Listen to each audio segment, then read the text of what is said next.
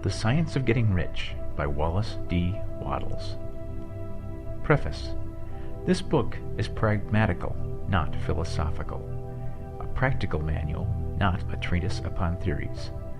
It is intended for the men and women whose most pressing need is for money, who wish to get rich first and philosophize afterward. It is for those who have, so far, found neither the time, the means, nor the opportunity to go deeply into the study of metaphysics, but who want results and who are willing to take the conclusions of science as a basis for action, without going into all the processes by which those conclusions were reached. It is expected that the reader will take the fundamental statements upon faith, just as he would take statements concerning a law of electrical action if they were promulgated by a Marconi or an Edison, and, taking the statements upon faith, that he will prove their truth by acting upon them without fear or hesitation. Every man or woman who does this will certainly get rich, for the science herein applied is an exact science, and failure is impossible. For the benefit, however, of those who wish to investigate philosophical theories and so secure a logical basis for faith, I will here cite certain authorities. The monistic theory of the universe, the theory that one is all and that all is one, that one substance manifests itself as the seeming many elements of the material world, is of Hindu origin and has been gradually winning its way into the thought of the Western world for 200 years. It is the foundation of all the Oriental philosophies, and of those of Descartes, Spinoza, Leibniz, Schopenhauer, Hegel, and Emerson. The reader who would dig to the philosophical foundations of this is advised to read Hegel and Emerson for himself.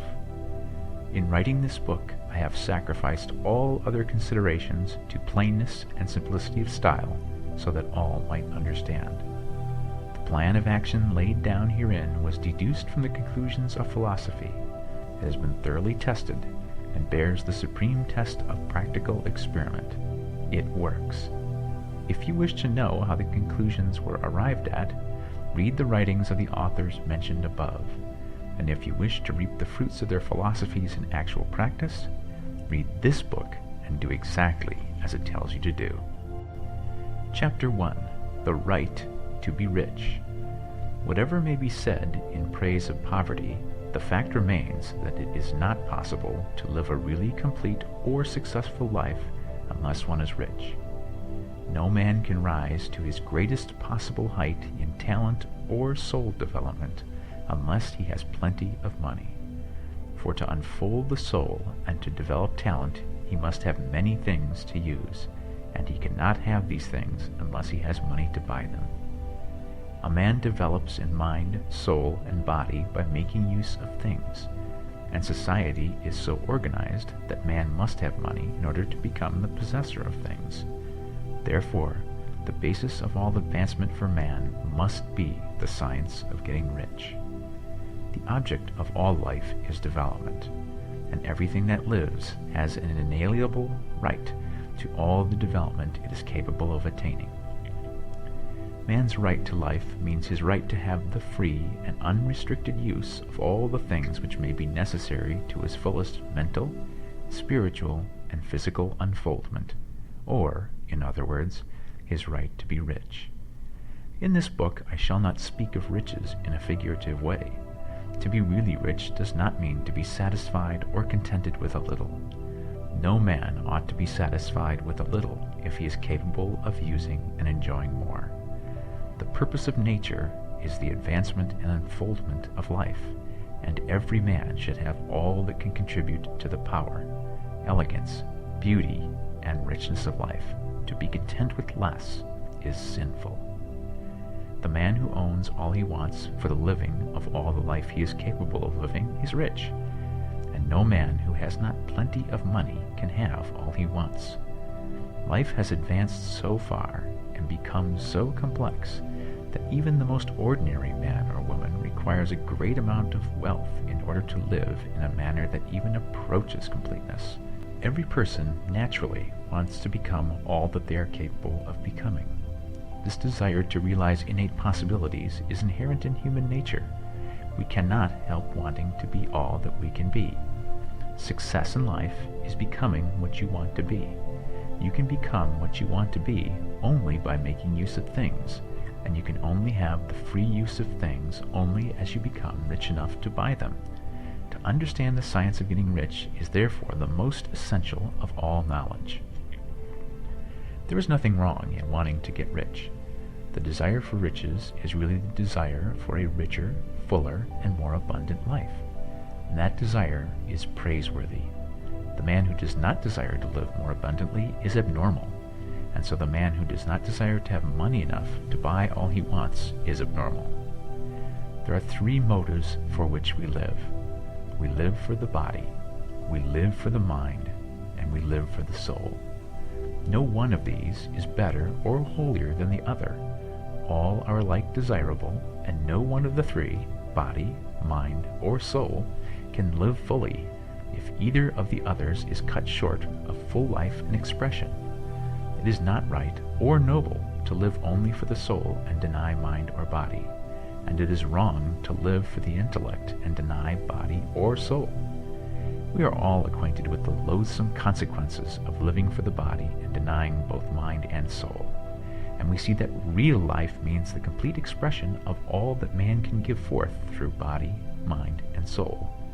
Whatever he can say, no man can be really happy or satisfied unless his body is living fully in every function, and unless the same is true of his mind and his soul. Wherever there is unexpressed possibility, or function not performed, there is unsatisfied desire. Desire is possibility seeking expression, or function seeking performance. Men cannot live fully in body without good food, comfortable clothing, and warm shelter, and without freedom from excessive toil. Rest and recreation are also necessary to his physical life. He cannot live fully in mind without books and time to study them, without opportunity for travel and observation, or without intellectual companionship. To live fully in mind, he must have intellectual recreations, and must surround himself with all the objects of art and beauty he is capable of using and appreciating. To live fully in soul, man must have love, and love is denied expression by poverty. A man's highest happiness is found in the bestowal of benefits on those he loves. Love finds its most natural and spontaneous expression in giving. The man who has nothing to give cannot fill his place as husband or father, as a citizen, or as a man.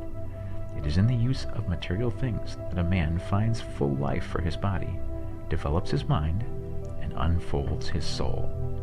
It is therefore of supreme importance to him that he should be rich. It is perfectly right that you should desire to be rich. If you are a normal man or woman, you cannot help doing so. It is perfectly right that you should give your best attention to the science of getting rich, for it is the noblest and most necessary of all studies. If you neglect this study, you are derelict in your duty to yourself, to God, and humanity, for you can render to God and humanity no greater service than to make the most of yourself. Chapter 2. There is a science of getting rich. There is a science of getting rich, and it is an exact science, like algebra or arithmetic. There are certain laws which govern the process of acquiring riches.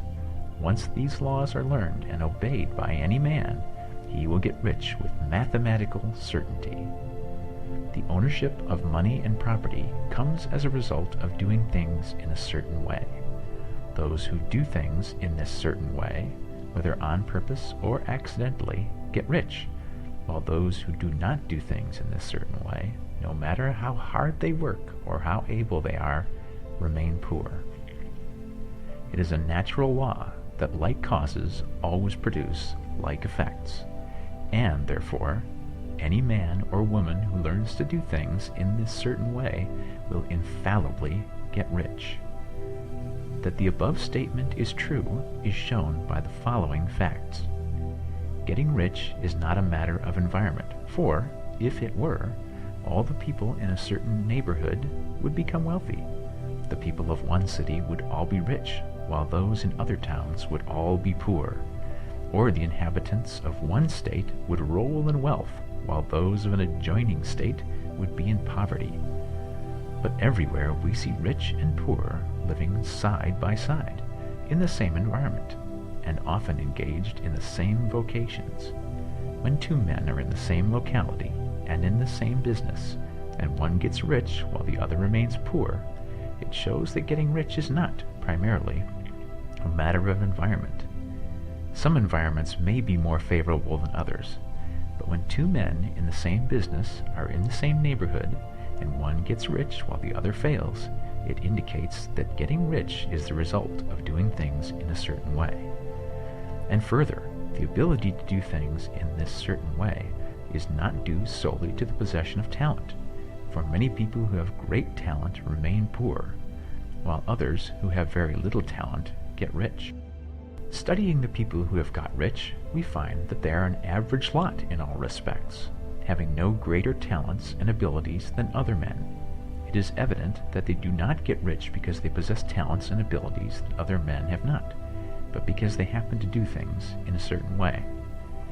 Getting rich is not the result of saving or thrift. Many very penurious people are poor, while free spenders often get rich. Nor is getting rich due to doing things which others fail to do, for two men in the same business often do almost exactly the same things, and one gets rich while the other remains poor or becomes bankrupt. From all these things, we must come to the conclusion that getting rich is the result of doing things in a certain way. If getting rich is the result of doing things in a certain way, and if like causes always produce like effects, then any man or woman who can do things in that way can become rich, and the whole matter is brought within the domain of exact science. The question arises here whether this certain way may not be so difficult that only a few may follow it. This cannot be true, as we have seen, so far as natural ability is concerned. Talented people get rich, and blockheads get rich. Intellectually brilliant people get rich, and very stupid people get rich. Physically strong people get rich, and weak and sickly people get rich. Some degree of ability to think and understand is, of course, essential. But insofar natural ability is concerned, any man or woman who has sense enough to read and understand these words can certainly get rich.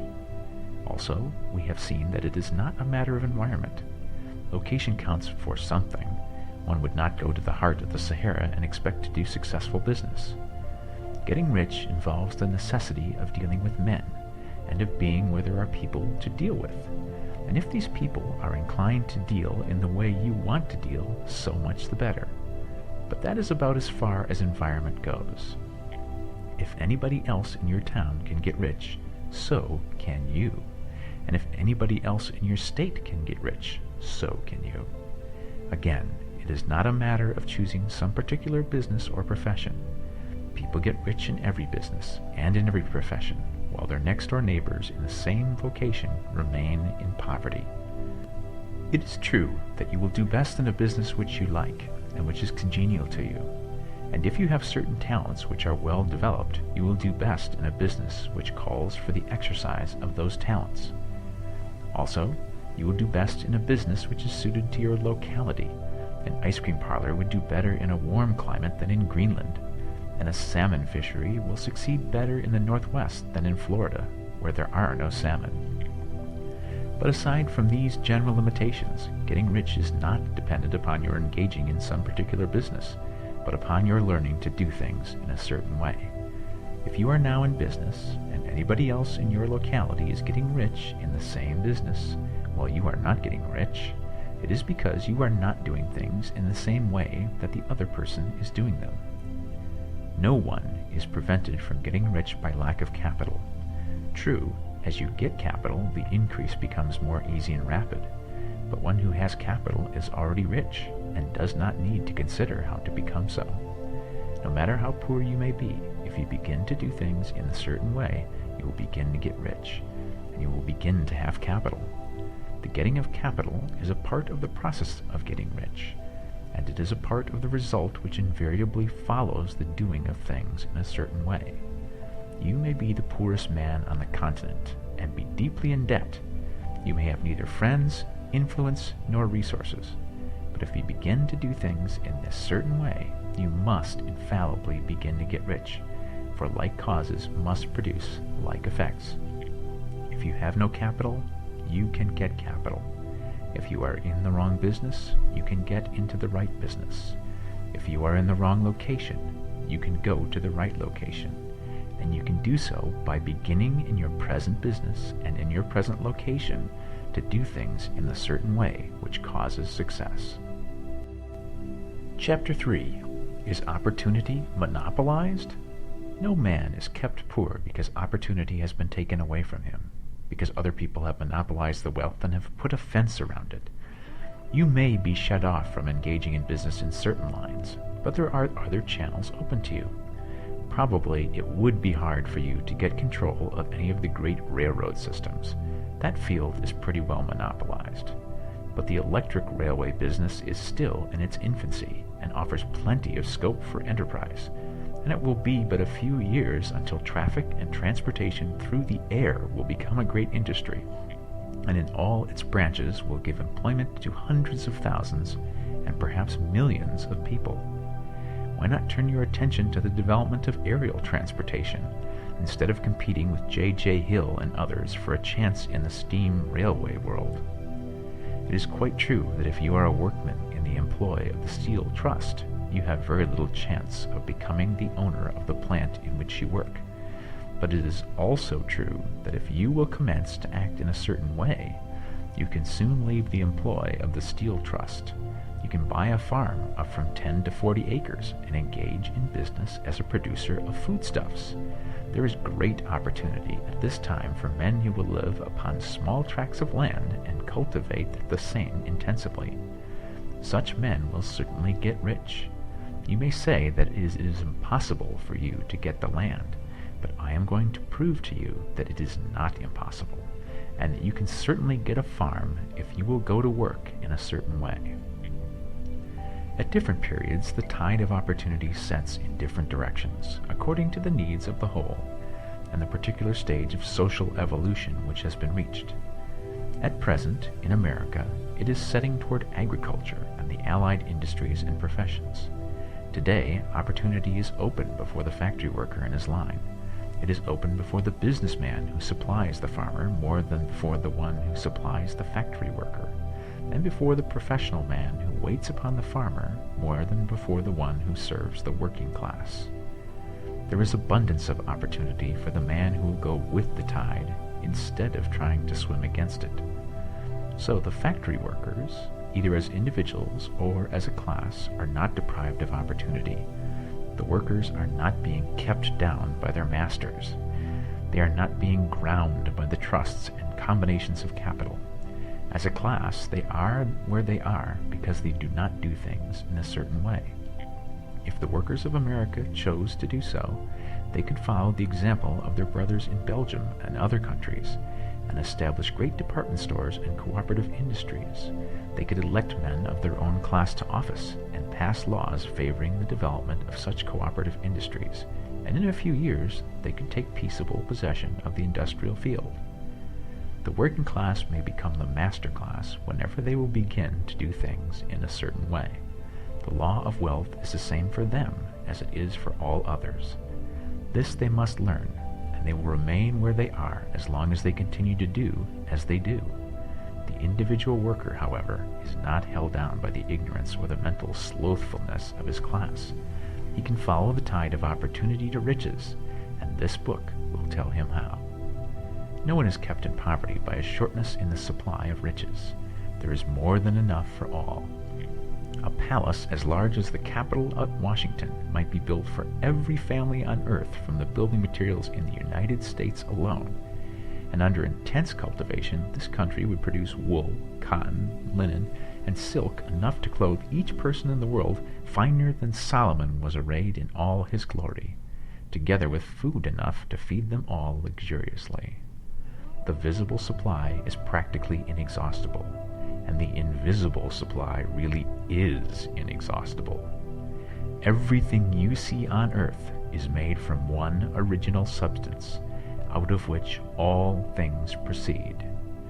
New forms are constantly being made, and older ones are dissolving, but all are shapes assumed by one thing. There is no limit to the supply of formless stuff or original substance.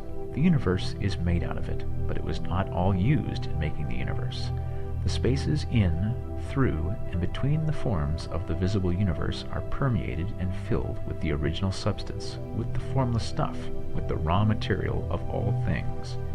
10,000 times as much as has been made might still be made, and even then we should not have exhausted the supply of universal raw material. No man, therefore, is poor because nature is poor, or because there is not enough to go around. Nature is an inexhaustible storehouse of riches. The supply will never run short. Original substance is alive with creative energy and is constantly producing more forms. When the supply of building material is exhausted, more will be produced. When the soil is exhausted so that foodstuffs and materials for clothing will no longer grow upon it, it will be renewed, or more soil will be made. When all the gold and silver has been dug from the earth, if man is still in such a stage of social development that he needs gold and silver, more will be produced from the formless. The formless stuff responds to the needs of man. It will not let him be without any good thing. This is true of man collectively. The race as a whole is always abundantly rich, and if individuals are poor, it is because they do not follow the certain way of doing things which makes the individual man rich. The formless stuff is intelligent. It is stuff which thinks. It is alive and is always impelled toward more life. It is the natural and inherent impulse of life to seek to live more. It is the nature of intelligence to enlarge itself, and of consciousness to seek to extend its boundaries and find fuller expression. The universe of forms has been made by formless living substance, throwing itself into form in order to express itself more fully. The universe is a great living presence, always moving inherently toward more life and fuller functioning. Nature is formed for the advancement of life. Its impelling motive is the increase of life. For this cause, everything which can possibly minister to life is bountifully provided. There can be no lack unless God is to contradict himself and nullify his own works. You are not kept poor by lack in the supply of riches. It is a fact which I shall demonstrate a little farther on, that even the resources of the formless supply are at the command of the man or woman who will act and think in a certain way. Chapter 4.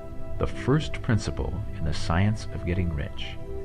Thought is the only power which can produce tangible riches from the formless substance.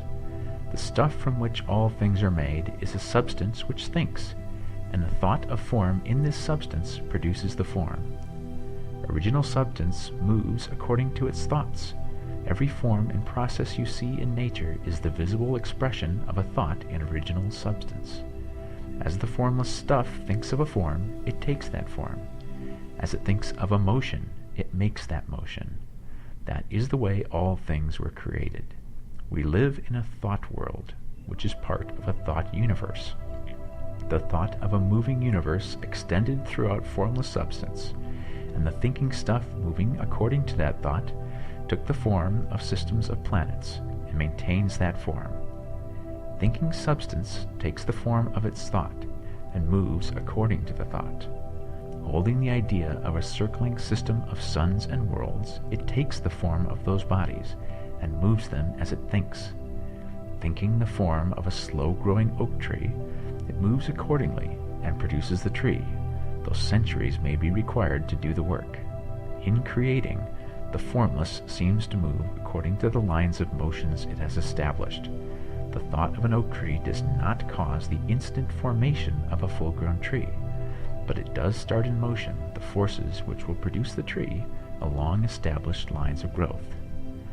Every thought of form, held in thinking substance, causes the creation of the form, but always, or at least generally, along lines of growth and action already established.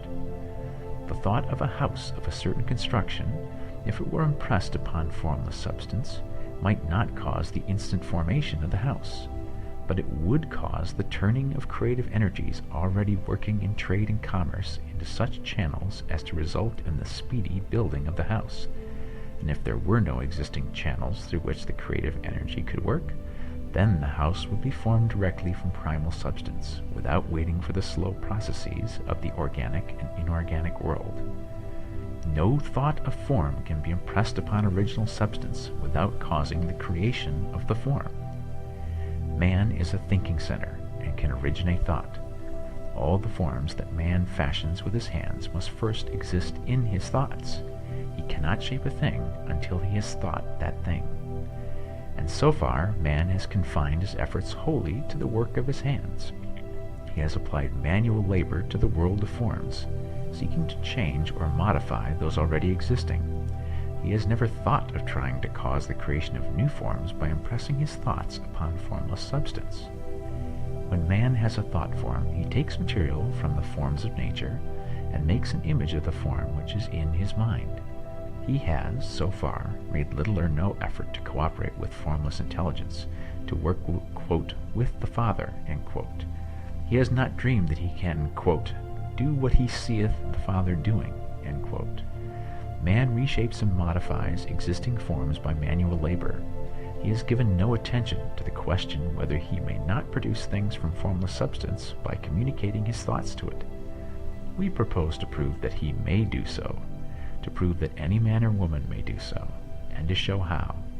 As our first step, we must lay down 3 fundamental propositions. First, we assert that there is one original formless stuff or substance from which all things are made. All the seemingly many elements are but different presentations of one element. All the many forms found in organic and inorganic nature are but different shapes made from the same stuff. And this stuff is thinking stuff. A thought held in it produces the form of the thought. Thought in thinking substance produces shapes. Man is a thinking center, capable of original thought. If man can communicate his thought to original thinking substance, he can cause the creation or formation of the thing he thinks about. To summarize this, 1. There is a thinking stuff from which all things are made, and which, in its original state, permeates, penetrates, and fills the interspaces of the universe. 2. A thought in this substance produces the thing that is imagined by the thought. 3. Man can form things in his thought, and, by impressing his thought upon formless substance, can cause the thing he thinks about to be creative. It may be asked if I can prove these statements, and without going into details, I answer that I can do so, both by logic and experience. Reasoning back from the phenomena of form and thought, I come to one original thinking substance, and reasoning forward from this thinking substance, I come to man's power to cause the formation of the thing he thinks about. And by experiment, I find the reasoning true, and this is my strongest proof. If one man who reads this book gets rich by doing what it tells him to do, that is evidence in support of my claim. But if every man who does what it tells him to do gets rich, that is positive proof until someone goes through the process and fails. The theory is true until the process fails, and this process will not fail, for every man who does exactly what this book tells him to do will get rich. I have said that men get rich by doing things in a certain way, and in order to do so, men must become able to think in a certain way. A man's way of doing things is the direct result of the way he thinks about things. To do things in a way you want to do them, you will have to acquire the ability to think the way you want to think. This is the first step towards getting rich. To think what you want to think is to think truth, regardless of appearances. Every man has the natural and inherent power to think what he wants to think, but it requires far more effort to do so than it does to think the thoughts which are suggested by appearances. To think according to appearances is easy. To think truth, regardless of appearances, is laborious and requires the expenditure of more power than any other work man is called upon to perform. There is no labor from which most people shrink as they do from that of sustained and consecutive thought. It is the hardest work in the world. This is especially true when truth is contrary to appearances. Every appearance in the visible world tends to produce a corresponding form in the mind which observes it, and this can only be prevented by holding the thought of the truth. To look upon the appearance of disease will produce the form of disease in your own mind, and ultimately in your body, unless you hold the thought of the truth, which is that there is no disease. It is only an appearance, and the reality is health. To look upon the appearances of poverty will produce corresponding forms in your own mind, unless you hold to the truth that there is no poverty, there is only abundance. To think health when surrounded by the appearances of disease, or to think riches when in the midst of appearances of poverty, requires power. But he who acquires this power becomes a master mind. He can conquer fate. He can have what he wants. This power can only be acquired by getting hold of the basic fact which is behind all appearances. And the fact is that there is one thinking substance from which and by which all things are made. Then we must grasp the truth that every thought held in this substance becomes a form, and that man can so impress his thoughts upon it as to cause them to take form and become visible things. When we realize this, we lose all doubt and fear, for we know that we can create what we want to create, we can get what we want to have, and can become what we want to be. As a first step toward getting rich, you must believe the three fundamental statements given previously in this chapter, and in order to emphasize them, I repeat them here. 1. There is a thinking stuff from which all things are made, and which, in its original state, permeates, penetrates, and fills the interspaces of the universe. 2. A thought in this substance produces the thing that is imaged by the thought. 3. Man can form things in his thought and, by impressing his thought upon formless substance, can cause the thing he thinks about to be created. You must lay aside all other concepts of the universe than this monistic one, and you must dwell upon this until it is fixed in your mind and has become your habitual thought. Read these creed statements over and over again, fix every word upon your memory, and meditate upon them until you firmly believe what they say. If a doubt comes to you, cast it aside as a sin. Do not listen to arguments against this idea. Do not go to churches or lectures where a contrary concept of things is taught or preached. Do not read magazines or books which teach a different idea.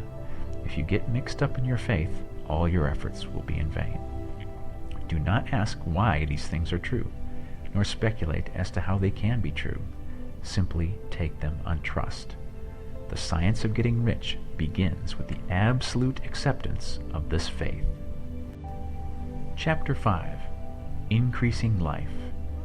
You must get rid of the last vestige of the old idea that there is a deity whose will it is that you should be poor, or whose purposes may be served by keeping you in poverty. The intelligent substance which is all and in all, and which lives in all and lives in you, is a consciously living substance. Being a consciously living substance, it must have the nature and inherent desire of every living intelligence for increase of life. Every living thing must continually seek for the enlargement of its life, because life, in the mere act of living, must increase itself. A seed dropped into the ground springs into activity, and in the act of living produces 100 more seeds. Life, by living, multiplies itself. It is forever becoming more. It must do so if it continues to be at all. Intelligence is under the same necessity for continuous increase. Every thought we think makes it necessary for us to think another thought. Consciousness is continually expanding. Every fact we learn leads us to the learning of another fact. Knowledge is continually increasing. Every talent we cultivate brings to the mind the desire to cultivate another talent. We are subject to the urge of life, seeking expression, which ever drives us on to know more, to do more, and to be more. In order to know more, do more, and be more, we must have more. We must have things to use, for we learn and do and become only by using things. We must get rich so that we can live more. The desire for riches is simply the capacity for larger life seeking fulfillment. Every desire is the effort of an unexpressed possibility to come into action. It is power seeking to manifest which causes desire. That which makes you want more money is the same as that which makes the plant grow. It is life seeking fuller expression. The one living substance must be subject to this inherent law of all life. It is permeated with the desire to live more. That is why it is under the necessity of creating things. The one substance desires to live more in you. Hence it wants you to have all the things you can use. It is the desire of God that you should get rich. He wants you to get rich because he can express himself better through you if you have plenty of things to use in giving him expression. He can live more in you if you have unlimited command of the means of life. The universe desires you to have everything you want to have. Nature is friendly to your plans. Everything is naturally for you. Make up your mind that this is true. It is essential, however, that your purpose should harmonize with the purpose that is in all. You must want real life, not mere pleasure of sensual gratification. Life is the performance of function, and the individual really lives only when he performs every function, physical, mental, and spiritual, of which he is capable without excess in any. You do not want to get rich in order to live swinishly for the gratification of animal desires. That is not life.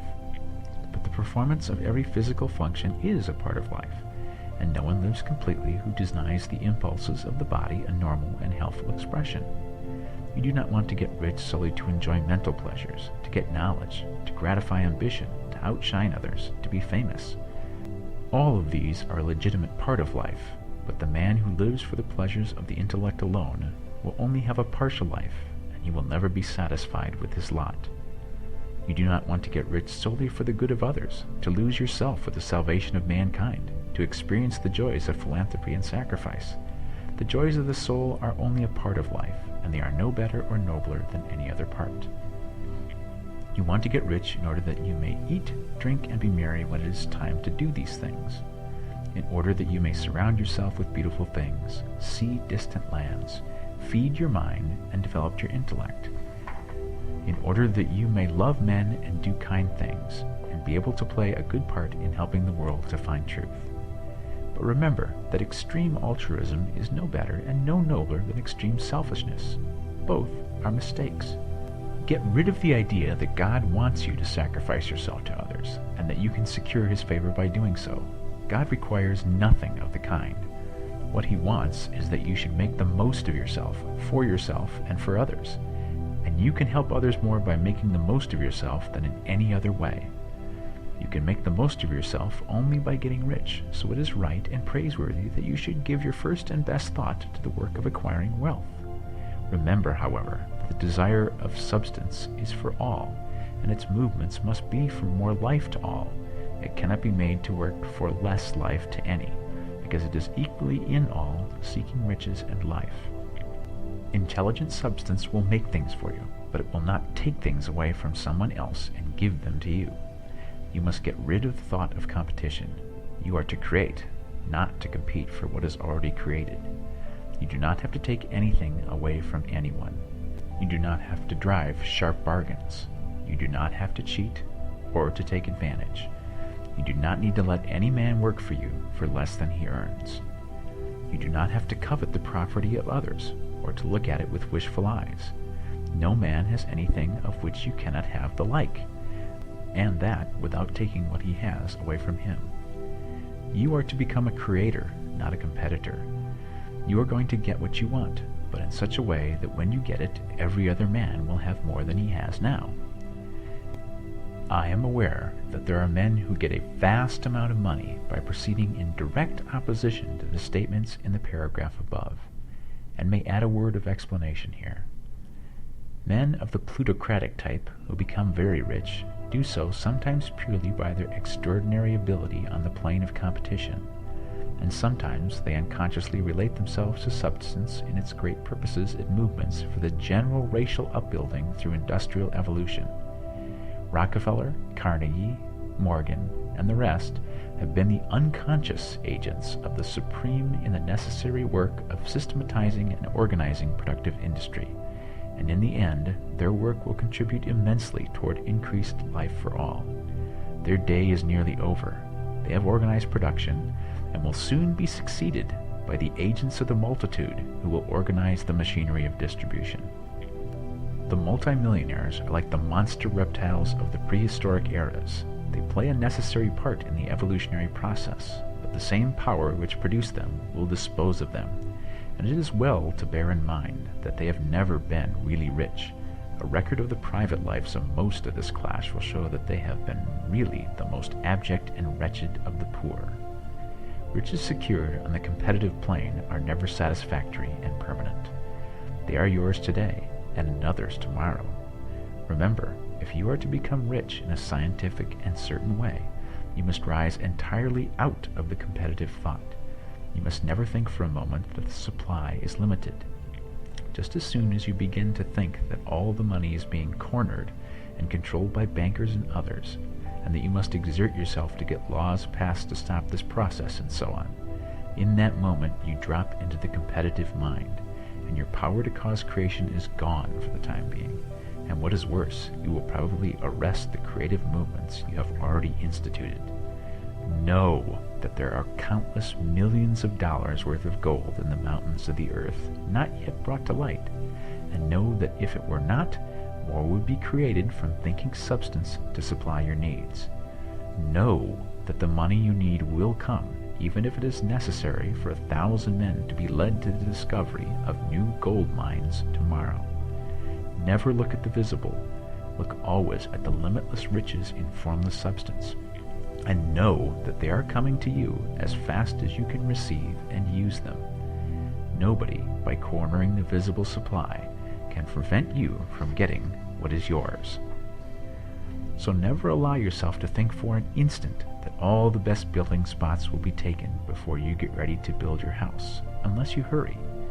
Never worry about the trusts and combines and get anxious for fear they will soon come to own the whole earth. Never get afraid that you will lose what you want because some other person beats you to it. That cannot possibly happen. You are not seeking anything that is possessed by anybody else. You are causing what you want to be created from formless substance, and the supply is without limits. Stick to the formulated statement. 1. There is a thinking stuff from which all things are made, and which, in its original state, permeates, penetrates, and fills the interspaces of the universe. 2. A thought in this substance produces the thing that is imaged by the thought. 3. Man can form things in his thought, and, by impressing his thought upon formless substance, can cause the thing he thinks about to be created. Chapter 6. How riches come to you. When I say that you do not have to drive sharp bargains, I do not mean that you do not have to drive any bargains at all, or that you are above the necessity for having any dealings with your fellow men. I mean that you will not need to deal with them unfairly. You do not have to get something for nothing, but can give to every man more than you take from him. You cannot give every man more in cash value than you can take from him, but you can give him more in use value than the cash value of the thing you take from him. The paper, ink, and other material in this book may not be worth the money you pay for it, but if the ideas suggested by it bring you thousands of dollars, you have not been wronged by those who sold it to you. They have given you a great use value for a small cash value. Let us suppose that I own a picture by one of the great artists, which, in any civilized community, is worth thousands of dollars. I take it to Baffin Bay and by salesmanship induce an Eskimo to give a bunch of furs worth $500 for it. I have really wronged him, for he has no use for the picture. It has no use value to him. It will not add to his life. But suppose I give him a gun worth $50 for his furs. Then he has made a good bargain. He has use for the gun. It will get him many more furs and much food. It will add to his life in every way. It will make him rich.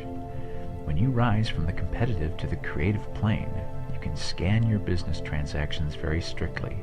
And if you are selling any man anything which does not add more to his life than the thing he gave you in exchange, you can afford to stop it. You do not have to beat anybody in business. And if you are in a business which does beat people, get out of it at once. Give every man more in use value than you take from him in cash value. Then you are adding to the life of the world by every business transaction. If you have people working for you, you must take from them more in cash value than you pay them in wages. But you can so organize your business that it will be filled with the principle of advancement, and so that each employee who wishes to do so may advance a little every day.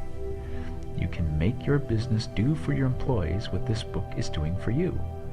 You can so conduct your business that it will be a sort of ladder by which every employee who will take the trouble may climb to riches himself, and, given the opportunity, if you will not do so, it is not your fault. And, finally, because you are to cause the creation of your riches from formless substance which permeates all your environment, it does not follow that they are to take shape from the atmosphere and come into being before your very eyes. If you want a sewing machine, for instance, I do not mean to tell you that you are to impress the thought of a sewing machine on thinking substance until the machine is formed without hands in the room where you sit or elsewhere. But if you want a sewing machine, hold the mental image of it with the most positive certainty that it is being made or is on its way to you. After once forming the thought, have the most absolute and unquestioning faith that the sewing machine is coming. Never think of it or speak of it in any other way than as being sure to arrive. Claim it as already yours. It will be brought to you by the power of the Supreme Intelligence, acting upon the minds of men. If you live in Maine, it may be that a man will be brought from Texas or Japan to engage in some transaction which will result in your getting what you want. If so, the whole matter will be as much to that man's advantage as it is to yours. Do not forget for a moment that the thinking substance is through all, in all, communicating with all, and can influence all. The desire of thinking substance for fuller life and better living has caused the creation of all the sewing machines already made, and it can cause the creation of millions more, and will, whenever men set in motion by desire and faith, and by acting in a certain way. You can certainly have a sewing machine in your house, and it is just as certain that you can have any other thing or things which you want, and which you will use for the advancement of your own life and the lives of others. You need not hesitate about asking largely. Quote, "It is your Father's pleasure to give you the kingdom," end quote, said Jesus. Original substance wants to live all that is possible in you, and wants you to have all that you can or will use for the living of the most abundant life. If you fix upon your consciousness the fact that the desire you feel for the possession of riches is one with the desire of omnipotence for more complete expression, your faith becomes invincible.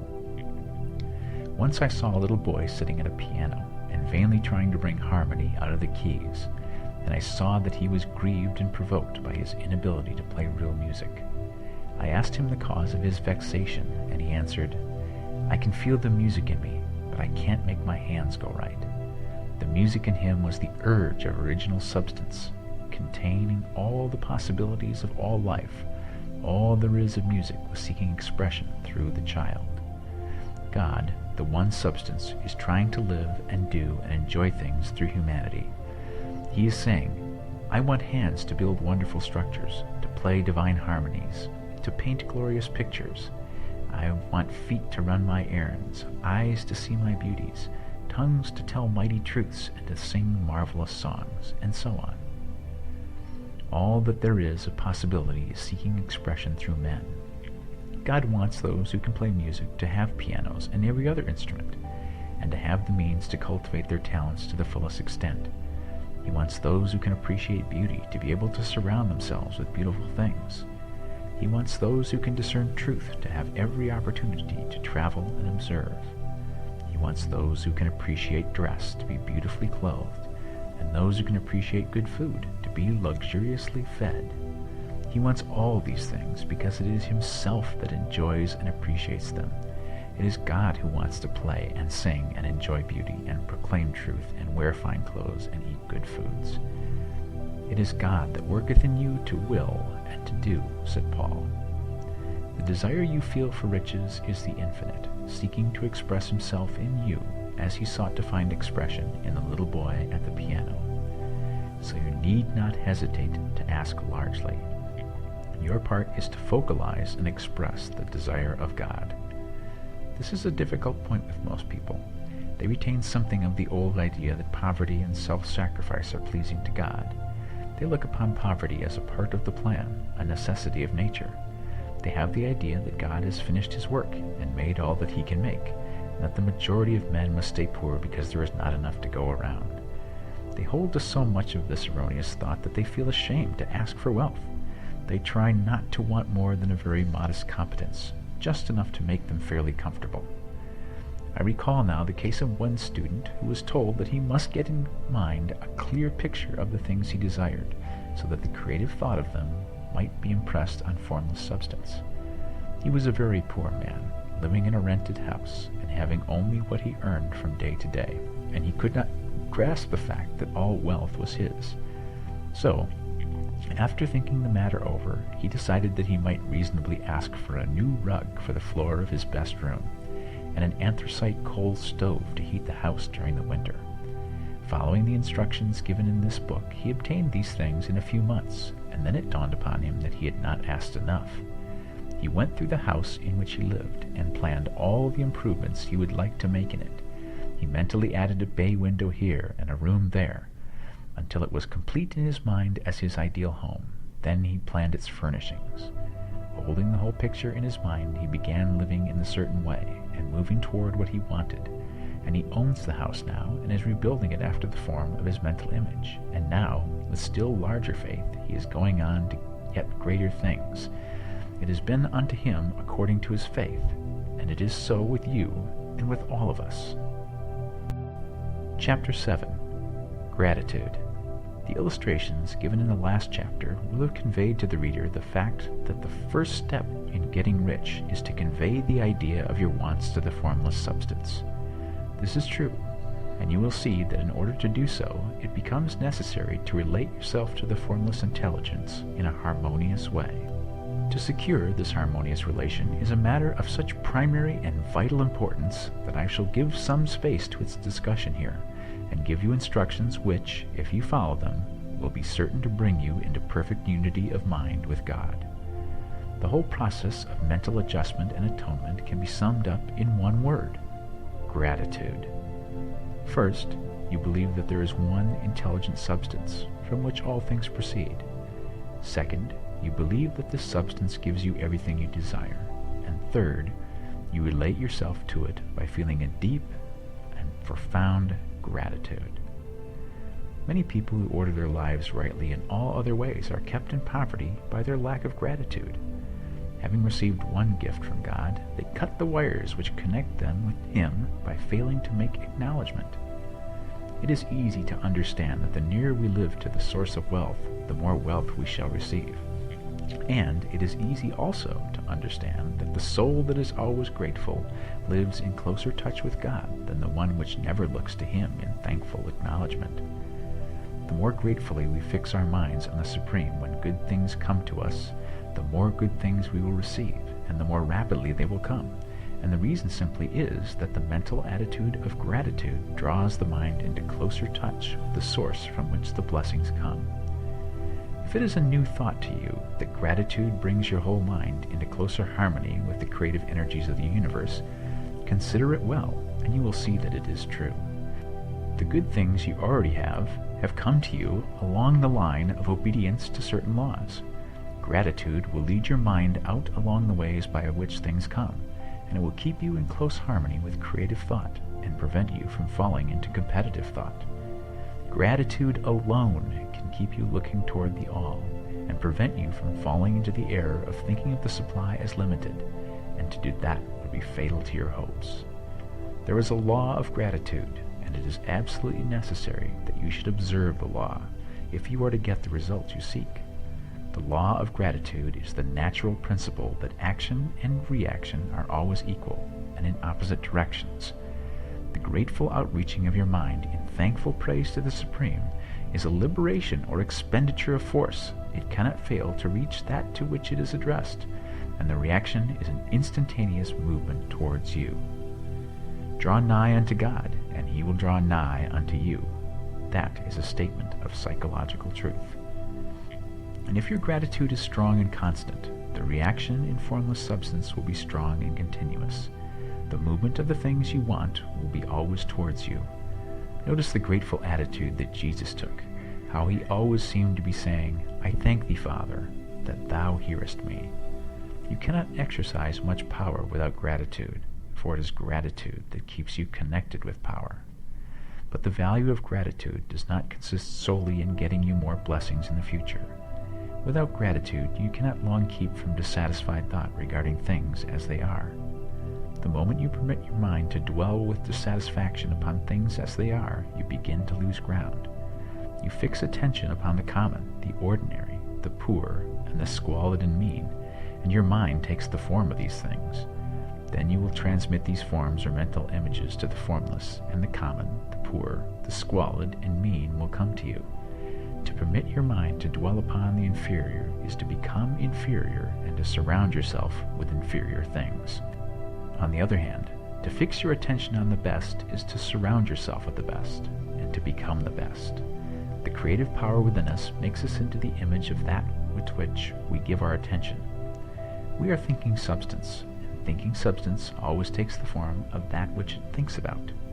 The grateful mind is constantly fixed upon the best, therefore it tends to become the best. It takes the form or character of the best, and will receive the best. Also, faith is born of gratitude.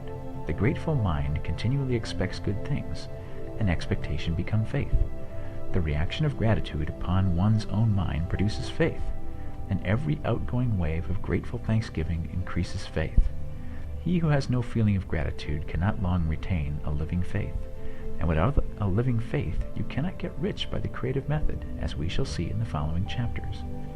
It is necessary, then, to cultivate the habit of being grateful for every good thing that comes to you, and to give thanks continuously. And because all things have contributed to your advancement, you should include all things in your gratitude. Do not waste time thinking or talking about the shortcomings or wrong actions of plutocrats or trust magnates. Their organization of the world has made your opportunity. All you get really comes to you because of them. Do not rage against corrupt politicians. If it were not for politicians, we should fall into anarchy, and your opportunity would be greatly lessened. God has worked a long time and very patiently to bring us up to where we are in industry and government, and he is going right on with his work. There is not the least doubt that he will do away with plutocrats, trust magnates, captains of industry, and politicians as soon as they can be spared. But in the meantime, behold, they are all very good. Remember that they are all helping to arrange the lines of transmission along which your riches will come to you, and be grateful to them. This will bring you into harmonious relations with the good in everything, and the good in everything will move towards you. Chapter 8. Thinking in the Certain Way. Turn back to Chapter 6 and read again the story of the man who formed a mental image of his house, and you will get a fair idea of the initial step toward getting rich. You must form a clear and definite mental picture of what you want. You cannot transmit an idea unless you have it yourself. You must have it before you can give it, and many people fail to impress thinking substance because they themselves have only a vague and misty concept of the things they want to do, to have, or to become. It is not enough that you should have a general desire for wealth, quote, to do good with, end quote. Everybody has that desire. It is not enough that you should have a wish to travel, see things, live more. Everybody has those desires too. If you're going to send a wireless message to a friend, you would not send the letters of the alphabet in their order and let him construct the message for himself. Nor would you take words at random from the dictionary. You would send a coherent sentence, one which meant something. When you try to impress your wants upon substance, remember that it must be done by a coherent statement. You must know what you want and be definite. You can never get rich or start the creative power into action by sending out unformed longings and vague desires. Go over your desires just as the man I have described went over his house. See just what you want and get a clear mental picture of it as you wish it to look when you get it. That clear mental picture you must have continually in mind, as the sailor has in mind the port towards which he is sailing the ship. You must keep your face toward it at all time. You must no more lose sight of it than the steersman loses sight of the compass. It is not necessary to take exercises in concentration, nor to set apart special times for prayer and affirmation. nor to go into the silence, nor to do occult stunts of any kind. Their things are well enough, but all you need is to know what you want, and to want it badly enough so that it will stay in your thoughts. Spend as much of your leisure time as you can in contemplating your picture, but no one needs to take exercises to concentrate his mind on a thing which he really wants. It is the things you do not really care about which require effort to fix your attention upon them. And unless you really want to get rich, so that the desire is strong enough to hold your thoughts directed to the purpose as the magnetic pole holds the needle of the compass, it will hardly be worthwhile for you to try to carry out the instructions given in this book. The methods herein set forth are for people whose desire for riches is strong enough to overcome mental laziness and the love of ease and make them work. The more clear and definite you make your picture then, and the more you dwell upon it, bringing out all its delightful details, the stronger your desire will be. And the stronger your desire, the easier it will be to hold your mind fixed upon the picture of what you want. Something more is necessary, however, than merely to see the picture clearly. If that is all you do, you are only a dreamer, and will have little or no power for accomplishment. Behind your clear vision must be the purpose to realize it, to bring it out into tangible expression. And behind this purpose must be an invincible and unwavering faith that the thing is already yours, that it is at hand, and you have only to take possession of it. Live in the new house mentally, until it takes form around you physically. In the mental realm, enter at once into full enjoyment of the things you want. Whatsoever things ye ask for when ye pray, believe that ye receive them, and ye shall have them, said Jesus. See the things you want as if they were actually around you all the time. See yourself as owning and using them. Make use of them in imagination just as you will use them when they are your tangible possessions. Dwell upon your mental picture until it is clear and distinct, and then take the mental attitude of ownership towards everything in that picture. Take possession of it in mind, in the full faith that it is actually yours. Hold to this mental ownership. Do not waver for an instant in the faith that it is real. And remember what was said in a preceding chapter about gratitude. Be as thankful for it all the time as you expect to be when it has taken form. The man who can sincerely thank God for the things which as yet he owns only in imagination has real faith. He will get rich. He will cause the creation of whatsoever he wants. You do not need to pray repeatedly for things you want. It is not necessary to tell God about it every day. Use not vain repetitions, as the heathen do, said Jesus to his pupils, for your Father knoweth that ye have needs of these things before ye ask him. Your part is to intelligently formulate your desire for the things which make for a larger life, and to get these desires arranged in a coherent whole, and then to impress this whole desire upon the formless substance which has the power and the will to bring you what you want. You do not make this impression by repeating strings of words. You make it by holding the vision with unshakable purpose to attain it, and with steadfast faith that you do attain it. The answer to prayer is not according to your faith while you are talking, but according to your faith while you are working. You cannot impress the mind of God by having a special Sabbath day set apart to tell him what you want, and forgetting him during the rest of the week. You cannot impress him by having special hours to go into your closet and pray, if you then dismiss the matter from your mind until the hour of prayer comes again. Oral prayer is well enough, and has its effect, especially upon you, in clarifying your vision and strengthening your faith. But it is not your oral petitions which get you what you want. In order to get rich, you do not need a sweet hour of prayer. You need to pray without ceasing. And by prayer I mean holding steadily to your vision, with the purpose to cause its creation into solid form, and the faith that you are doing so. Believe that you receive them. The whole matter turns on receiving. Once you have clearly formed your vision, when you have formed it, it is well to make an oral statement, addressing the Supreme in reverent prayer. And from that moment you must, in mind, receive what you ask for. Live in the new house. Wear the fine clothes. Ride in the automobile. Go on the journey, and confidently plan for greater journeys. Think and speak of all the things you have asked for in terms of actual present ownership. Imagine an environment and a financial condition exactly as you want them, and live all the time in that imaginary environment and financial condition. Mind, however, that you do not do this as a mere dreamer and castle builder. Hold to the faith that the imaginary is being realized, and to the purpose to realize it. Remember that it is faith and purpose in the use of the imagination which make the difference between the scientist and the dreamer. And having learned this fact, it is here that you must learn the proper use of the will. Chapter 9. How to use the will. To set about getting rich in a scientific way, you do not try to apply your willpower to anything outside of yourself. You have no right to do so, anyway. It is wrong to apply your will to other men and women in order to get them to do what you wish done. It is as flagrantly wrong to coerce people by mental power as it is to coerce them by physical power. If compelling people by physical force to do things for you reduces them to slavery, compelling them by mental means accomplishes exactly the same thing. The only difference is in methods. If taking things from people by physical force is robbery, then taking things by mental force is robbery too. There is no difference in principle. You have no right to use your willpower upon another person, even for his own good, for you do not know what is for his good. The science of getting rich does not require you to apply power or force to any other person in any way whatsoever. There is not the slightest necessity for doing so.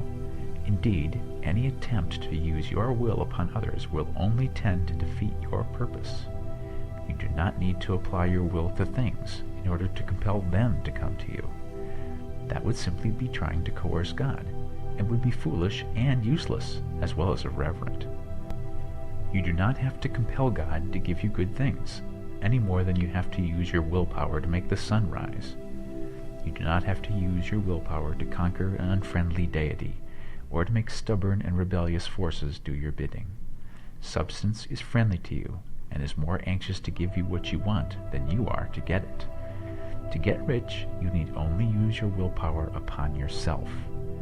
When you know what to think and do, then you must use your will to compel yourself to think and do the right things. That is the legitimate use of the will in getting what you want, to use it in holding yourself to the right course. Use your will to keep yourself thinking and acting in a certain way. Do not try to project your will, or your thoughts, or your mind out into space to act on things or people. Keep your mind at home. It can accomplish more there than elsewhere. Use your mind to form a mental image of what you want, and to hold that vision with faith and purpose, and use your will to keep your mind working in the right way. The more steady and continuous your faith and purpose, the more rapidly you will get rich, because you will make only positive impressions upon substance, and you will not neutralize or offset them by negative impressions. The picture of your desires, held with faith and purpose, is taken up by the formless and permeates it to great distances throughout the universe, for all I know. As this impression spreads, all things are set moving toward its realization. Every living thing, every inanimate thing, and the things yet uncreated are stirred toward bringing into being that which you want. All force begins to be exerted in that direction. All things begin to move toward you. The minds of people everywhere are influenced towards doing the thing necessary to the fulfilling of your desires, and they work for you unconsciously. But you can check all this by starting a negative impression in the formless substance. Doubt or unbelief is as certain to start a movement away from you as faith and purpose are to start one toward you. It is by not understanding this that most people who try to make use of mental science in getting rich make their failure. Every hour and moment you spend in giving heed to doubts and fears, every hour you spend in worry, every hour in which your soul is possessed by unbelief, sets a current away from you in the whole domain of intelligent substance. All the promises are unto them that believe, and unto them only. Notice how insistent Jesus was upon this point of belief, and now you know the reason why. Since belief is all important, it behooves you to guard your thoughts, and as your beliefs will be shaped to a very great extent by the things you observe and think about, it is important that you should command your attention. And here the will comes into use, for it is by your will that you will determine upon what things your attention shall be fixed. If you want to become rich, you must not make a study of poverty. Things are not brought into being by thinking about their opposites. Health is never attained by studying disease and thinking about disease.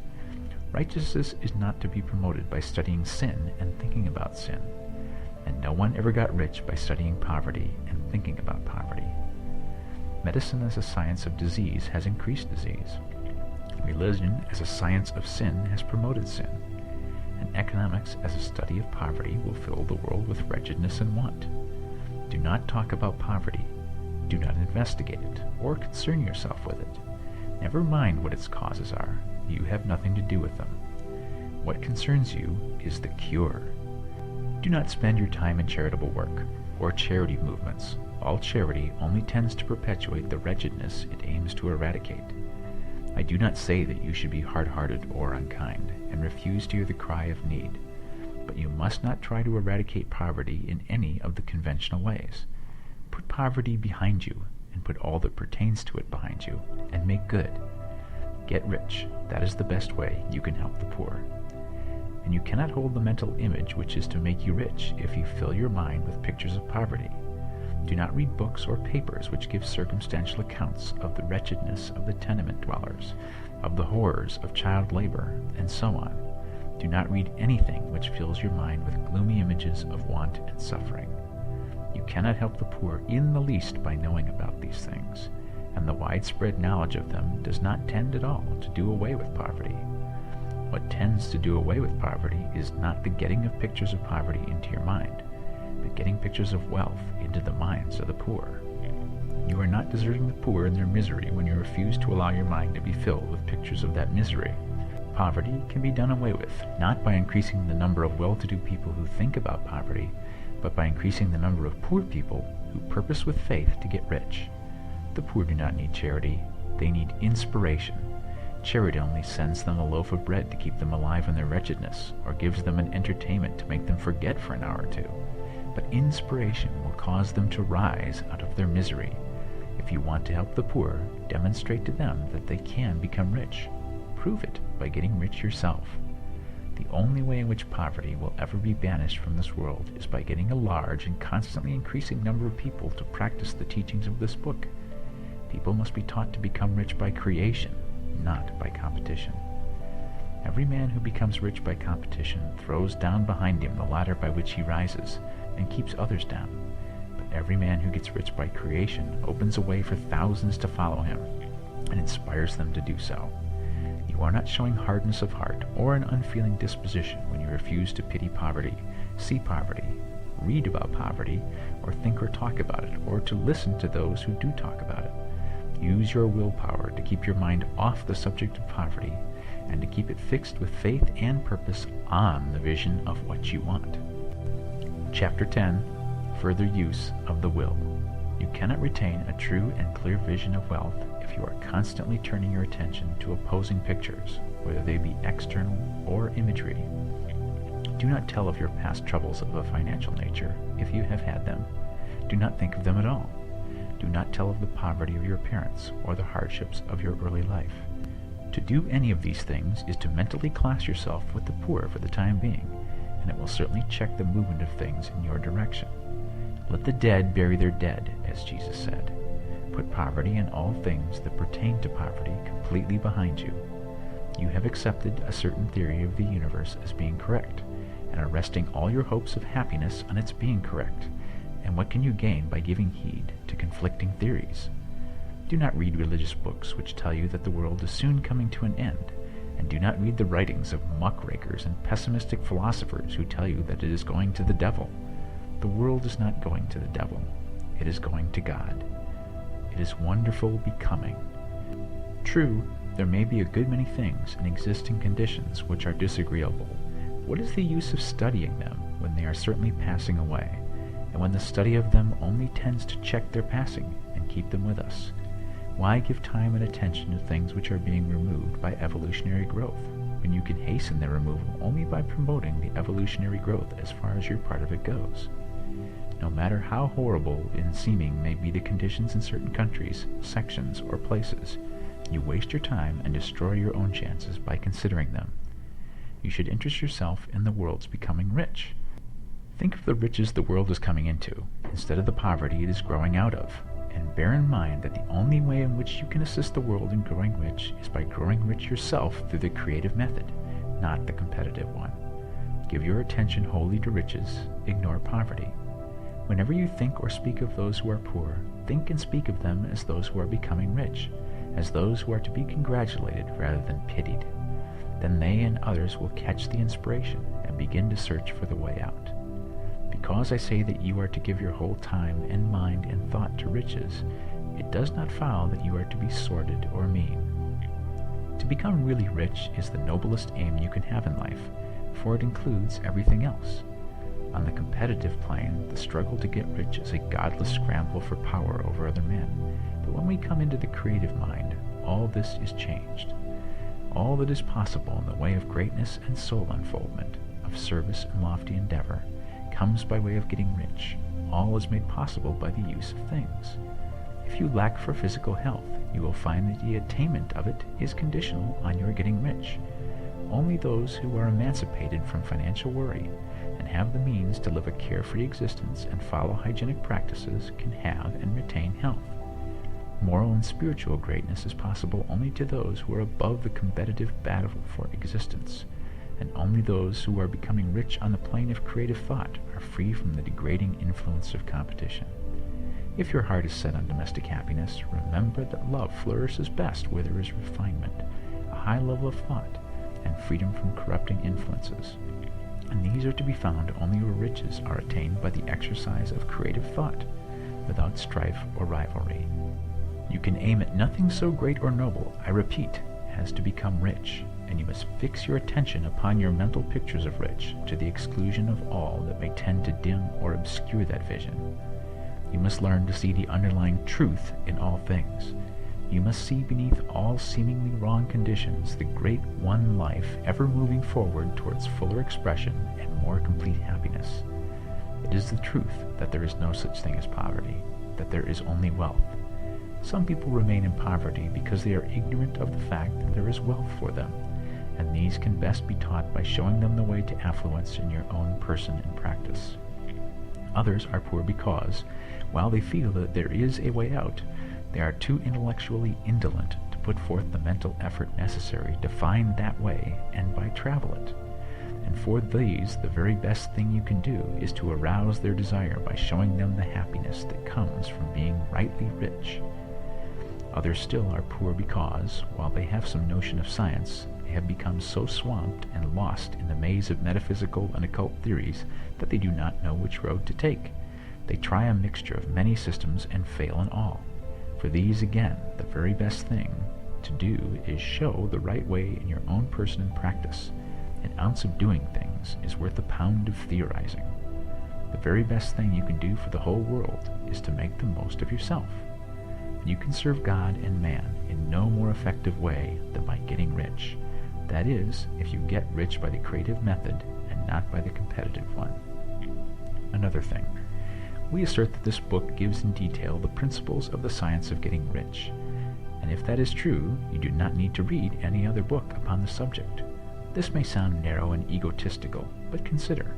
There is no more scientific method of computation in mathematics than by addition, subtraction, multiplication, and division. No other method is possible. There can be but one shortest distance between 2 points. There is only one way to think scientifically, and that is to think in the way that leads by the most direct and simple route to the goal. No man has yet formulated a briefer or less complex system than the one set forth herein. It has been stripped of all non-essentials. When you commence on this, lay aside all others, put them out of your mind altogether. Read this book every day. Keep it with you. Commit it to memory, and do not think about other systems and theories. If you do, you will begin to have doubts, and to be uncertain and wavering in your thought, and then you will begin to make failures. After you have made good and become rich, you may study other systems as much as you please.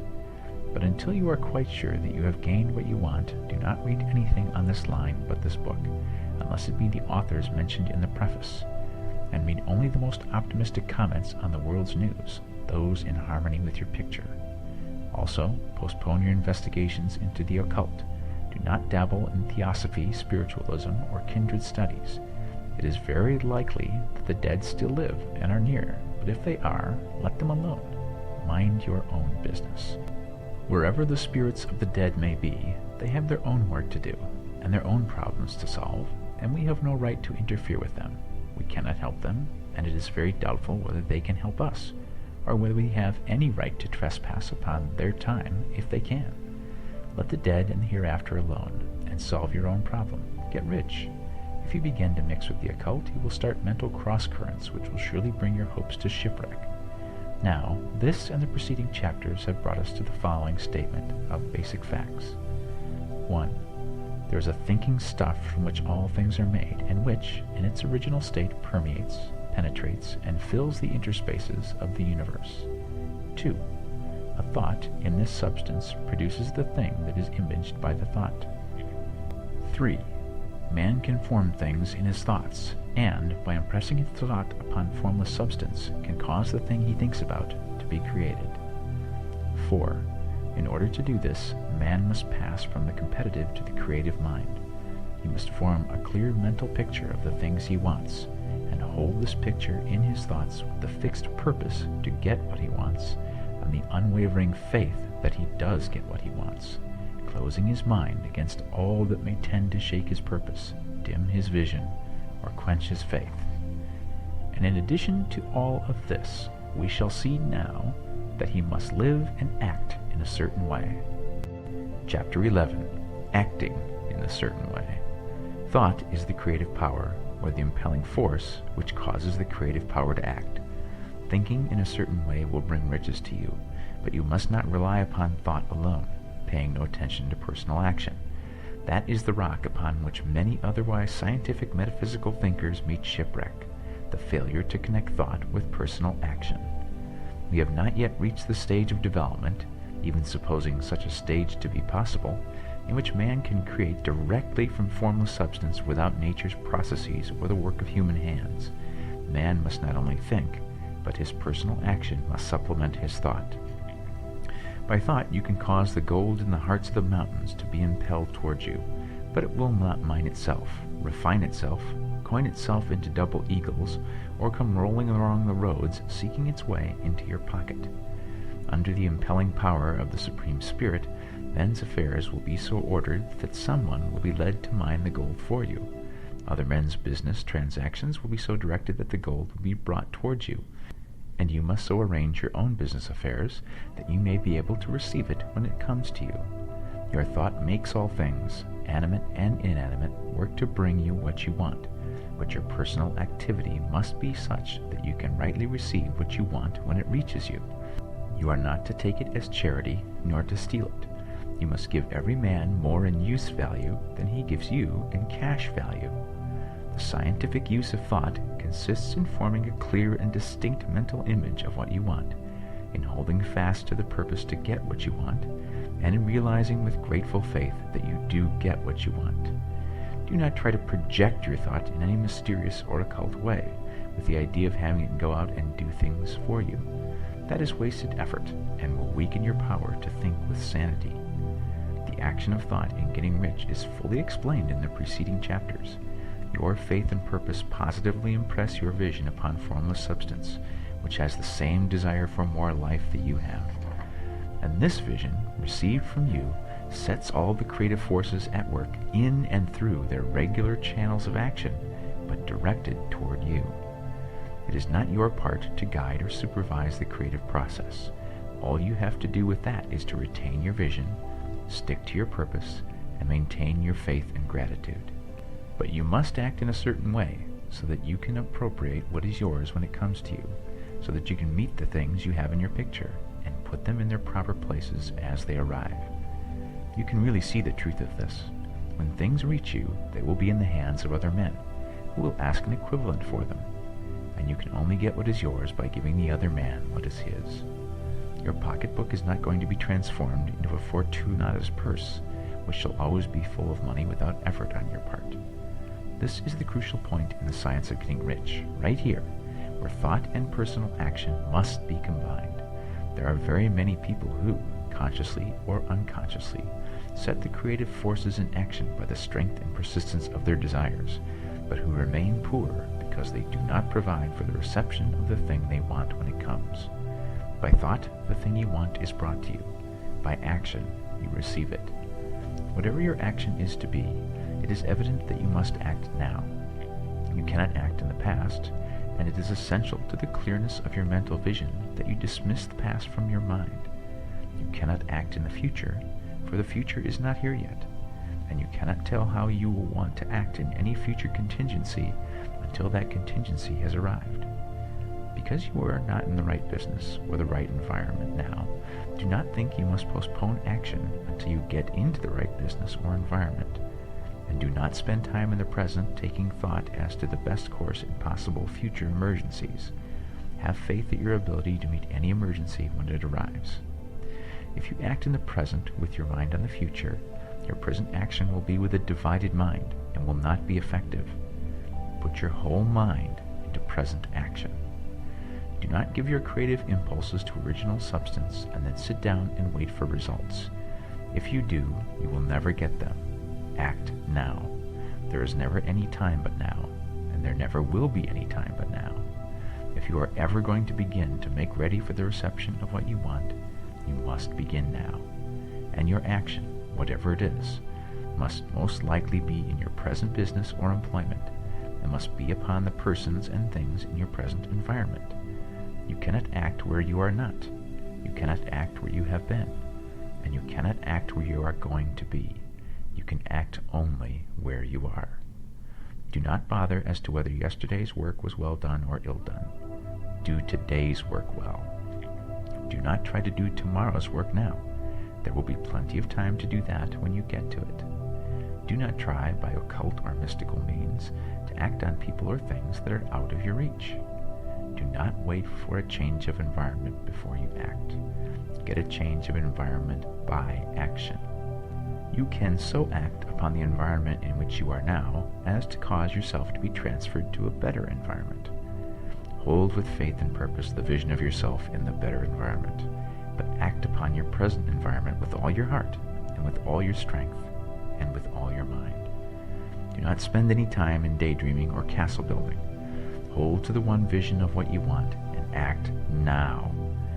Do not cast about seeking some new thing to do, or some strange, unusual, or remarkable action to perform as a first step toward getting rich. It is probable that your actions, at least for some time to come, will be those you have been performing for some time past. But you are to begin now to perform these actions in a certain way, which will surely make you rich. If you are engaging in some business and feel that it is not the right one for you, do not wait until you get into the right business before you begin to act. Do not feel discouraged or sit down and lament because you are misplaced.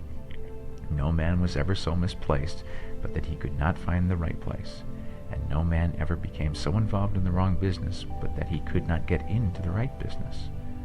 Hold the vision of yourself in the right business with the purpose to get into it, and the faith that you will get into it and are getting into it, but act in your present business.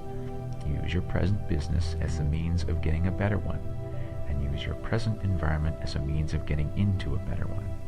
Your vision of the right business, if held with faith and purpose, will cause the Supreme to move the right business towards you, and your action, if performed in a certain way, will cause you to move toward the business. If you are an employee or wage earner and feel that you must change places in order to get what you want, do not project your thought into space and rely upon it to get you another job. It will probably fail to do so. Hold the vision of yourself in the job you want while you act with faith and purpose on the job you have, and you will certainly get the job you want. Your vision and faith will set the creative force in motion to bring it toward you, and your action will cause the forces in your own environment to move you towards the place you want. In closing this chapter, we will add another statement to our syllabus. 1. There is a thinking stuff from which all things are made, and which, in its original state, permeates, penetrates, and fills the interspaces of the universe. 2. A thought, in this substance, produces the thing that is imaged by the thought. 3. Man can form things in his thought, and, by impressing his thought upon formless substance, can cause the thing he thinks about to be created. 4. In order to do this, man must pass from the competitive to the creative mind. He must form a clear mental picture of the things he wants, and hold this picture in his thoughts with the fixed purpose to get what he wants, and the unwavering faith that he does get what he wants, closing his mind to all that may tend to shake his purpose, dim his vision, or quench his faith. And 5. That he may receive what he wants when it comes, man must act now upon the people and things in his present environment. Chapter 12. Efficient Action. You must use your thought as directed in previous chapters, and begin to do what you can do where you are, and you must do all that you can do where you are. You can advance only being larger than your present place, and no man is larger than his present place who leaves undone any of the work pertaining to that place. The world is advanced only by those who more than fill their present places. If no man quite filled his present place, you can see that there must be a going backward in everything. Those who do not quite fill their present places are dead weight upon society, government, commerce, and industry. They must be carried along by others at a great expense. The progress of the world is retarded only by those who do not fill the places they are holding. They belong to a former age and a lower stage or plane of life, and their tendency is toward degeneration. No society could advance if every man was smaller than his place. Social evolution is guided by the law of physical and mental evolution. In the animal world, evolution is caused by excess of life. When an organism has more life than can be expressed in the functions of its own plane, it develops the organs of a higher plane, and a new species is originated. There never would be any new species had there not been organisms which more than filled their places. The law is exactly the same for you. Your getting rich depends upon you applying this principle to your own affairs. Every day is either a successful day or a day of failure, and it is the successful days which get you what you want. If every day is a failure, you can never get rich, while if every day is a success, you cannot fail to get rich. If there is something that may be done today and you do not do it, you have failed insofar as that thing is concerned, and the consequences may be more disastrous than you imagine. You cannot foresee the results of even the most trivial act. You do not know the workings of all the forces that have been set moving in your behalf. Much may be depending on your doing some simple act. It may be the very thing which is to open the door of opportunity to very great possibilities. You can never know all the combinations which supreme intelligence is making for you in the world of things and of human affairs. Your neglect or failure to do some small thing may cause a long delay in getting what you want. Do every day all that can be done that day. There is, however, a limitation or qualification of the above that you must take into account. You are not to overwork, nor to rush blindly into your business in the effort to do the greatest possible number of things in the shortest possible time. You are not to try to do tomorrow's work today, nor to do a week's work in a day. It is really not the number of things you do, but the efficiency of each separate act that counts. Every act is, in itself, either a success or a failure. Every act is, in itself, either effective or inefficient. Every inefficient act is a failure, and if you spend your life in doing inefficient acts, your whole life will be a failure. The more things you do, the worse for you if all your acts are inefficient ones. On the other hand, every efficient act is a success in itself, and if every act of your life is an efficient one, your whole life must be a success. The cause of failure is doing too many things in an inefficient manner and not doing enough things in an efficient manner. You will see that it is a self-evident proposition that if you do not do any inefficient acts, and if you do a sufficient number of efficient acts, you will become rich. If, now, it is possible for you to make each act an efficient one, you will see again that the getting of riches is reduced to an exact science, like mathematics. The matter turns, then, on the questions whether you can make each separate act a success in itself. And this you can certainly do. You can make each act a success because all power is working with you, and all power cannot fail. Power is at your service, and to make each act efficient, you have only to put power into it. Every action is either strong or weak. And when every one is strong, you are acting in a certain way which will make you rich. Every act can be made strong and efficient by holding your vision while you are doing it, and putting the whole power of your faith and purpose into it. It is at this point that the people who fail who separate mental power from personal action. They use the power of mind in one place and at one time, and they act in another place and at another time. So their acts are not successful in themselves. Too many of them are inefficient. But if all power goes into every act, no matter how commonplace, every act will be a success in itself. And as in the nature of things every success opens the way to other successes, your progress towards what you want and the progress of what you want towards you will become increasingly rapid. Remember that successful action is cumulative in its results. Since the desire for more life is inherent in all things, when a man begins to move towards larger life, more things attach themselves to him, and the influence of his desire is multiplied. Do, every day, all that you can do that day, and do each act in an efficient manner. In saying that you must hold your vision while you are doing each act, however trivial or commonplace, I do not mean to say that it is necessary at all times to see the vision distinctly to its smallest detail. It should be the work of your leisure hours to use your imagination on the details of your vision, and to contemplate them until they are firmly fixed upon memory. If you wish speedy results, spend practically all of your spare time in this practice. By continuous contemplation, you will get the picture of what you want, even to the smallest details, so firmly fixed upon your mind, and so completely transferred to the mind of formless substance, that in your working hours you need only to mentally refer to the picture to stimulate your faith and purpose, and cause your best effort to be put forth. Contemplate your picture in your leisure hours until your consciousness is so full of it that you can grasp it instantly. You will become so enthused with its bright promises that the mere thought of it will call forth the strongest energies of your whole being.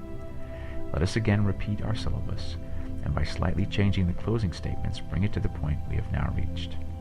1. There is a thinking stuff from which all things are made, and which, in its original state, permeates, penetrates, and fills the interspaces of the universe. 2. A thought in this substance produces the thing that is imaged by the thought. 3. Man can form things in his thought, and, by impressing his thought upon formless substance, can cause the thing he thinks about to be created. 4.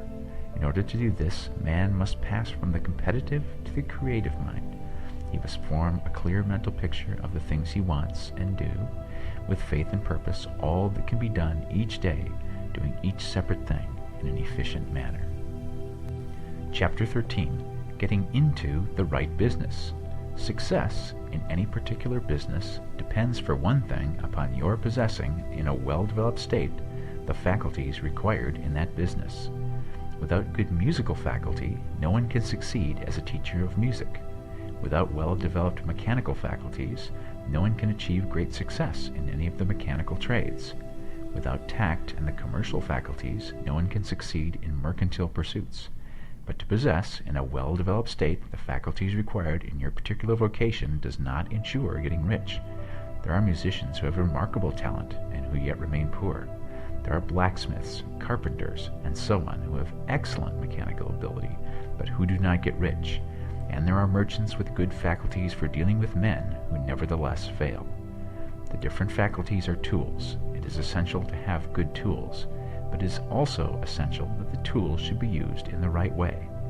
One man can take a sharp saw, a square, a good plane, and so on, and build a handsome article of furniture.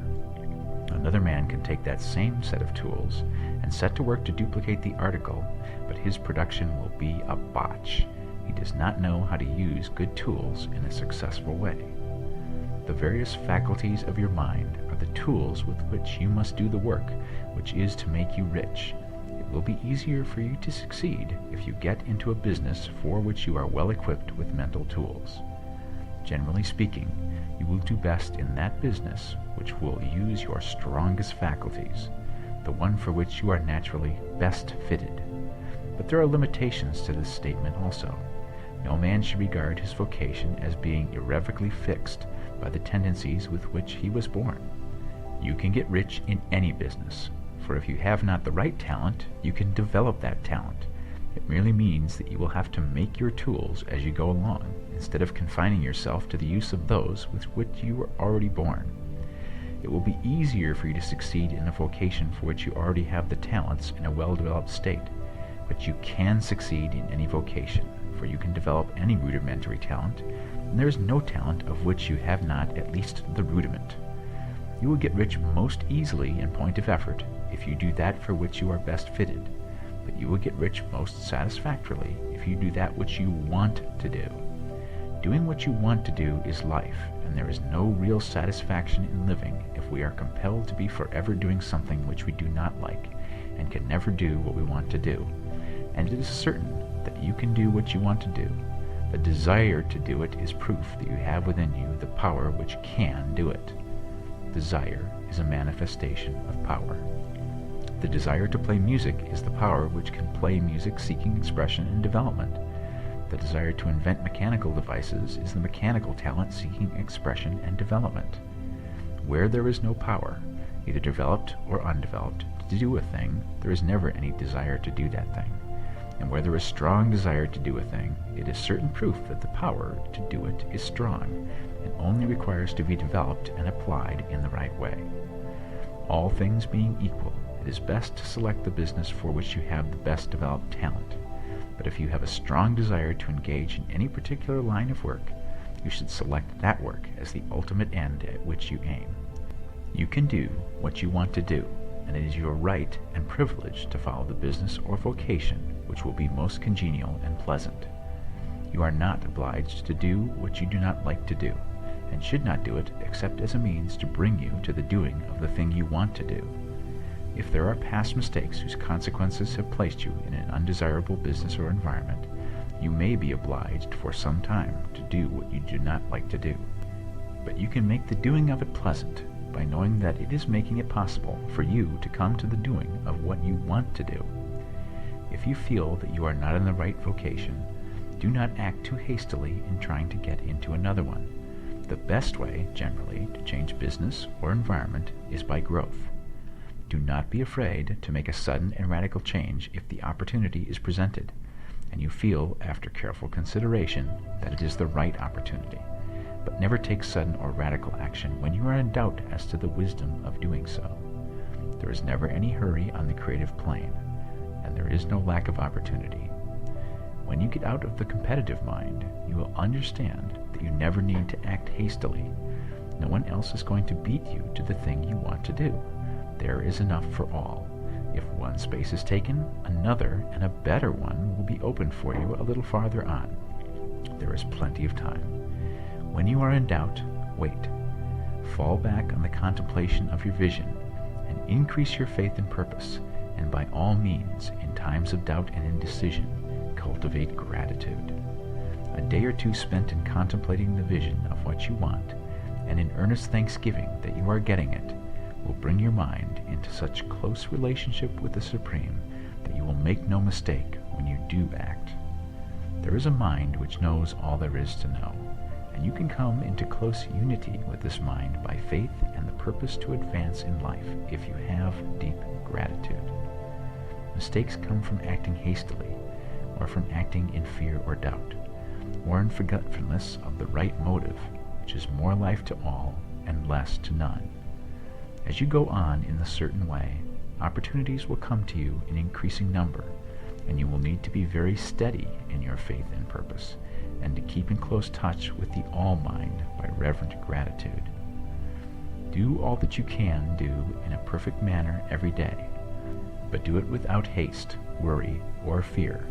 Go as fast as you can, but never hurry. Remember that in the moment you begin to hurry, you cease to be a creator and become a competitor. You drop back upon the old plane again. Whenever you find yourself hurrying, call a halt. Fix your attention on the mental image of the thing you want, and begin to give thanks that you are getting it. The exercise of gratitude will never fail to strengthen your faith and renew your purpose. Chapter 14. The Impression of Increase. Whether you change your vocation or not, Your actions for the present must be those pertaining to the business in which you are now engaged. You can get into the business you want by making constructive use of the business you already are established in, by doing your daily work in a certain way.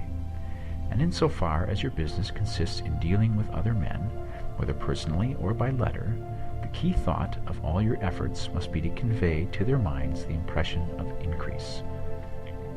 Increase is what all men and women are seeking. It is the urge of the formless intelligence within them seeking fuller expression. The desire for increase is inherent in all nature.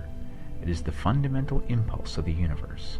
All human activities are based on the desire for increase.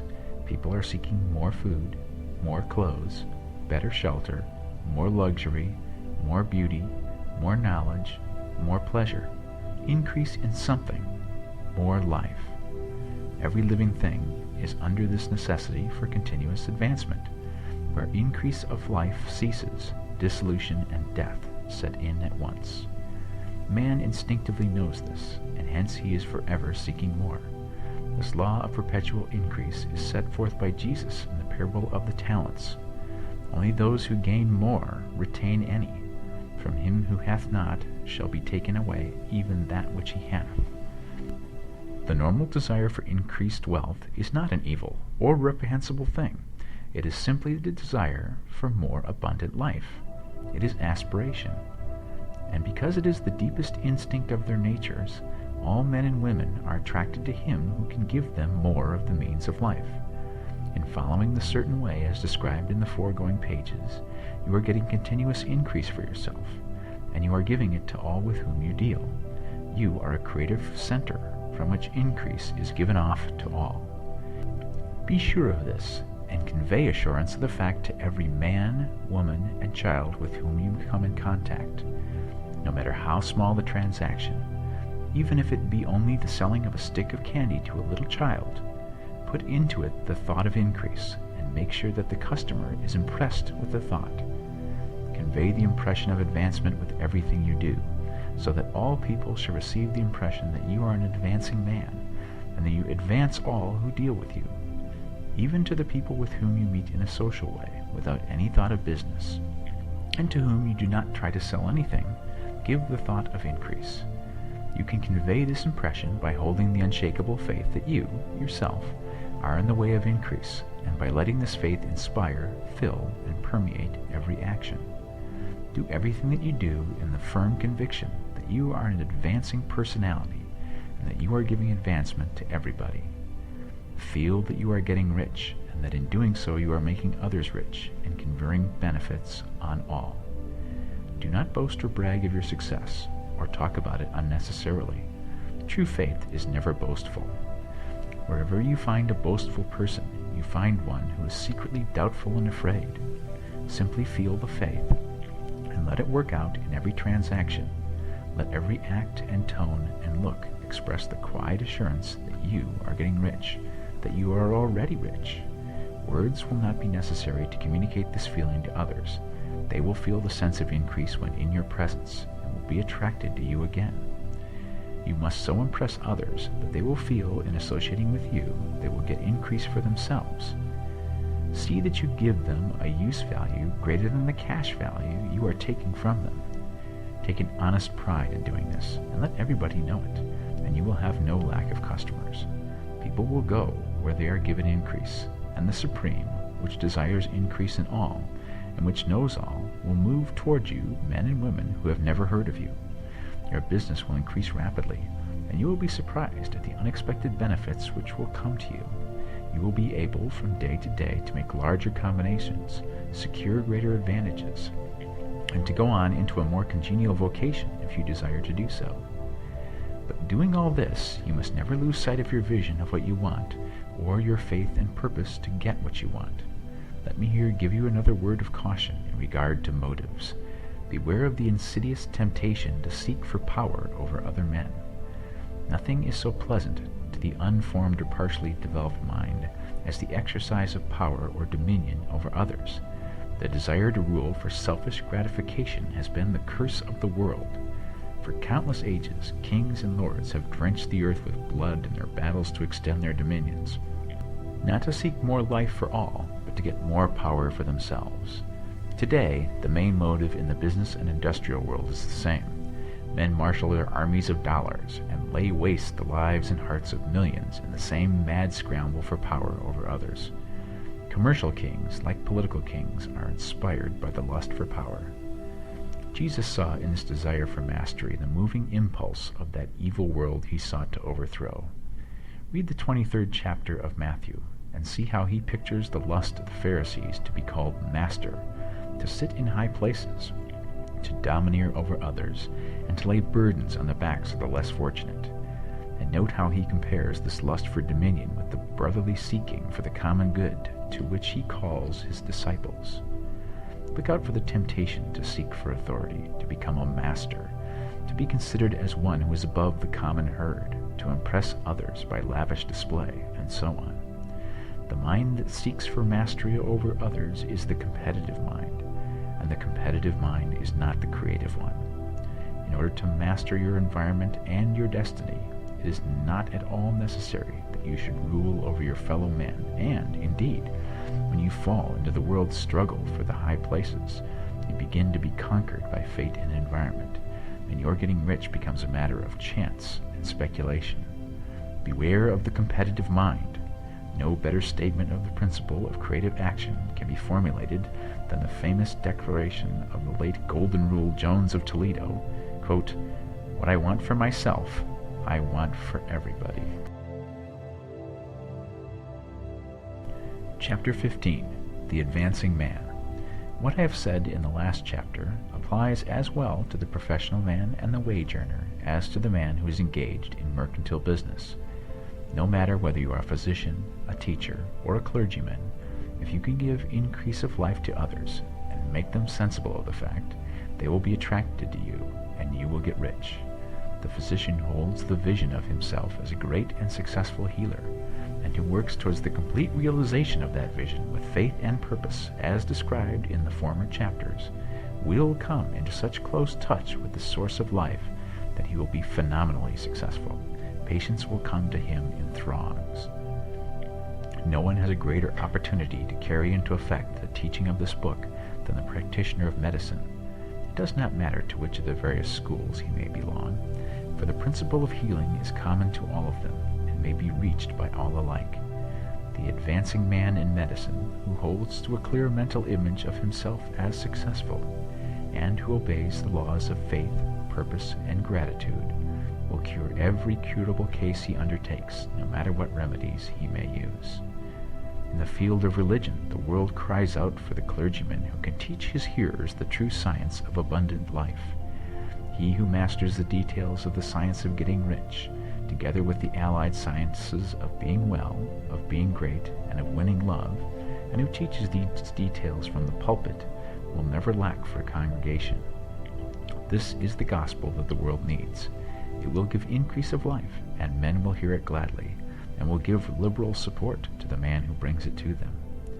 What is now needed is a demonstration of the science of life from the pulpit. We want preachers who can not only tell us how, but who in their own persons will show us how. We need the preacher who will himself be rich, healthy, great, and beloved, to teach us how to attain to these things. And when he comes, he will find a numerous and loyal following. The same is true of the teacher who can inspire the children with the faith and purpose of the advancing life. He will never be out of a job. And any teacher who has this faith and purpose can give it to his pupils.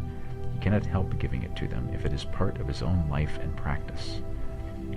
What is true of the teacher, preacher, and physician is true of the lawyer, dentist, real estate man, insurance agent, of everybody. The combined mental and personal action I have described is infallible. It cannot fail. Every man and woman who follows these instructions steadily, perseveringly, and to the letter will get rich. The law of the increase of life is as mathematically certain in its operation as the law of gravitation. Getting rich is an exact science. The wage earner will find this as true of his case as of any of the others mentioned. Do not feel that you have no chance to get rich because you are working where there is no visible opportunity for advancement.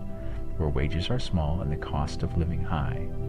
Form your clear mental vision of what you want and begin to act with faith and purpose. Do all the work you can do every day and do each piece of work in a perfectly successful manner. Put the power of success and the purpose to get rich into everything you do. But do not do this merely with the idea of currying favor with your employer, in the hope that he or those above you will see your good work and advance you. It is not likely that they will do so. The man who is merely a good workman, filling his place to the very best of his ability, and satisfied with that, is valuable to his employer, and it is not to the employer's interest to promote him. He is worth more where he is. To secure advancement, something more is necessary than to be too large for your place. The man who is certain to advance is the one who is too big for his place and who has a clear concept of what he wants to be, who knows that he can become what he wants to be, and who is determined to be what he wants to be. Do not try to more than fill your present place with a view to pleasing your employer. Do it with an idea of advancing yourself. Hold the faith and purpose of increase during work hours, after work hours, and before work hours. Hold it in such a way that every person who comes in contact with you, whether foreman, fellow workman, or social acquaintance, will feel the power of purpose radiating from you, so that every one will get the sense of advancement and increase from you. Men will be attracted to you, and if there is no possibility for advancement in your present job, you will very soon see an opportunity to take another job. There is a power which never fails to present opportunity to the advancing man who is moving in obedience to the law. God cannot help helping you. If you act in a certain way, he must do so in order to help himself. There is nothing in your circumstances or in the industrial situation that can keep you down. If you cannot get rich working for the Steel Trust, you can get rich on a 10-acre farm. And if you begin to move in a certain way, you will certainly escape from the clutches of the Steel Trust and get onto the farm or wherever else you wish to be. If a few thousand of its employees would enter upon the certain way, the Steel Trust would soon be in a bad plight. It would have to give its working man more opportunity or go out of business. Nobody has to work for a trust. The trust can keep men in so-called hopeless conditions only so long as there are men who are too ignorant to know of the science of getting rich, or too intellectually slothful to practice it. Begin this way of thinking and acting, and your faith and purpose will make you quick to see any opportunity to better your condition. Such opportunities will speedily come, for the Supreme, working in all and working for you, will bring them before you. Do not wait for an opportunity to be all that you want to be. When an opportunity to be more than you are now is presented, and you feel impelled toward it, take it. It will be the first step toward a greater opportunity. There is no such thing possible in this universe as a lack of opportunities for the man who is living the advancing life. It is inherent in the constitution of the cosmos that all things shall be for him and work together for his good, and he must certainly get rich if he acts and thinks in a certain way. So, let wage-earning men and women study this book with great care and enter with confidence upon the course of action it prescribes. It will not fail. Chapter 16. Some cautions and concluding observations. Many people will scoff at the idea that there is an exact science of getting rich. Holding the impression that the supply of wealth is limited, they will insist that social and governmental institutions must be changed before even any considerable number of people can acquire a competence. But this is not true. It is true that existing governments can keep the masses in poverty, but this is because the masses do not think and act in a certain way. If the masses begin to move forward, as suggested in this book, neither governments nor industrial systems can check them. All systems must be modified to accommodate the forward movement. If the people have the advancing mind, have the faith that they can become rich, and move forward with the fixed purpose to become rich, nothing can possibly keep them in poverty.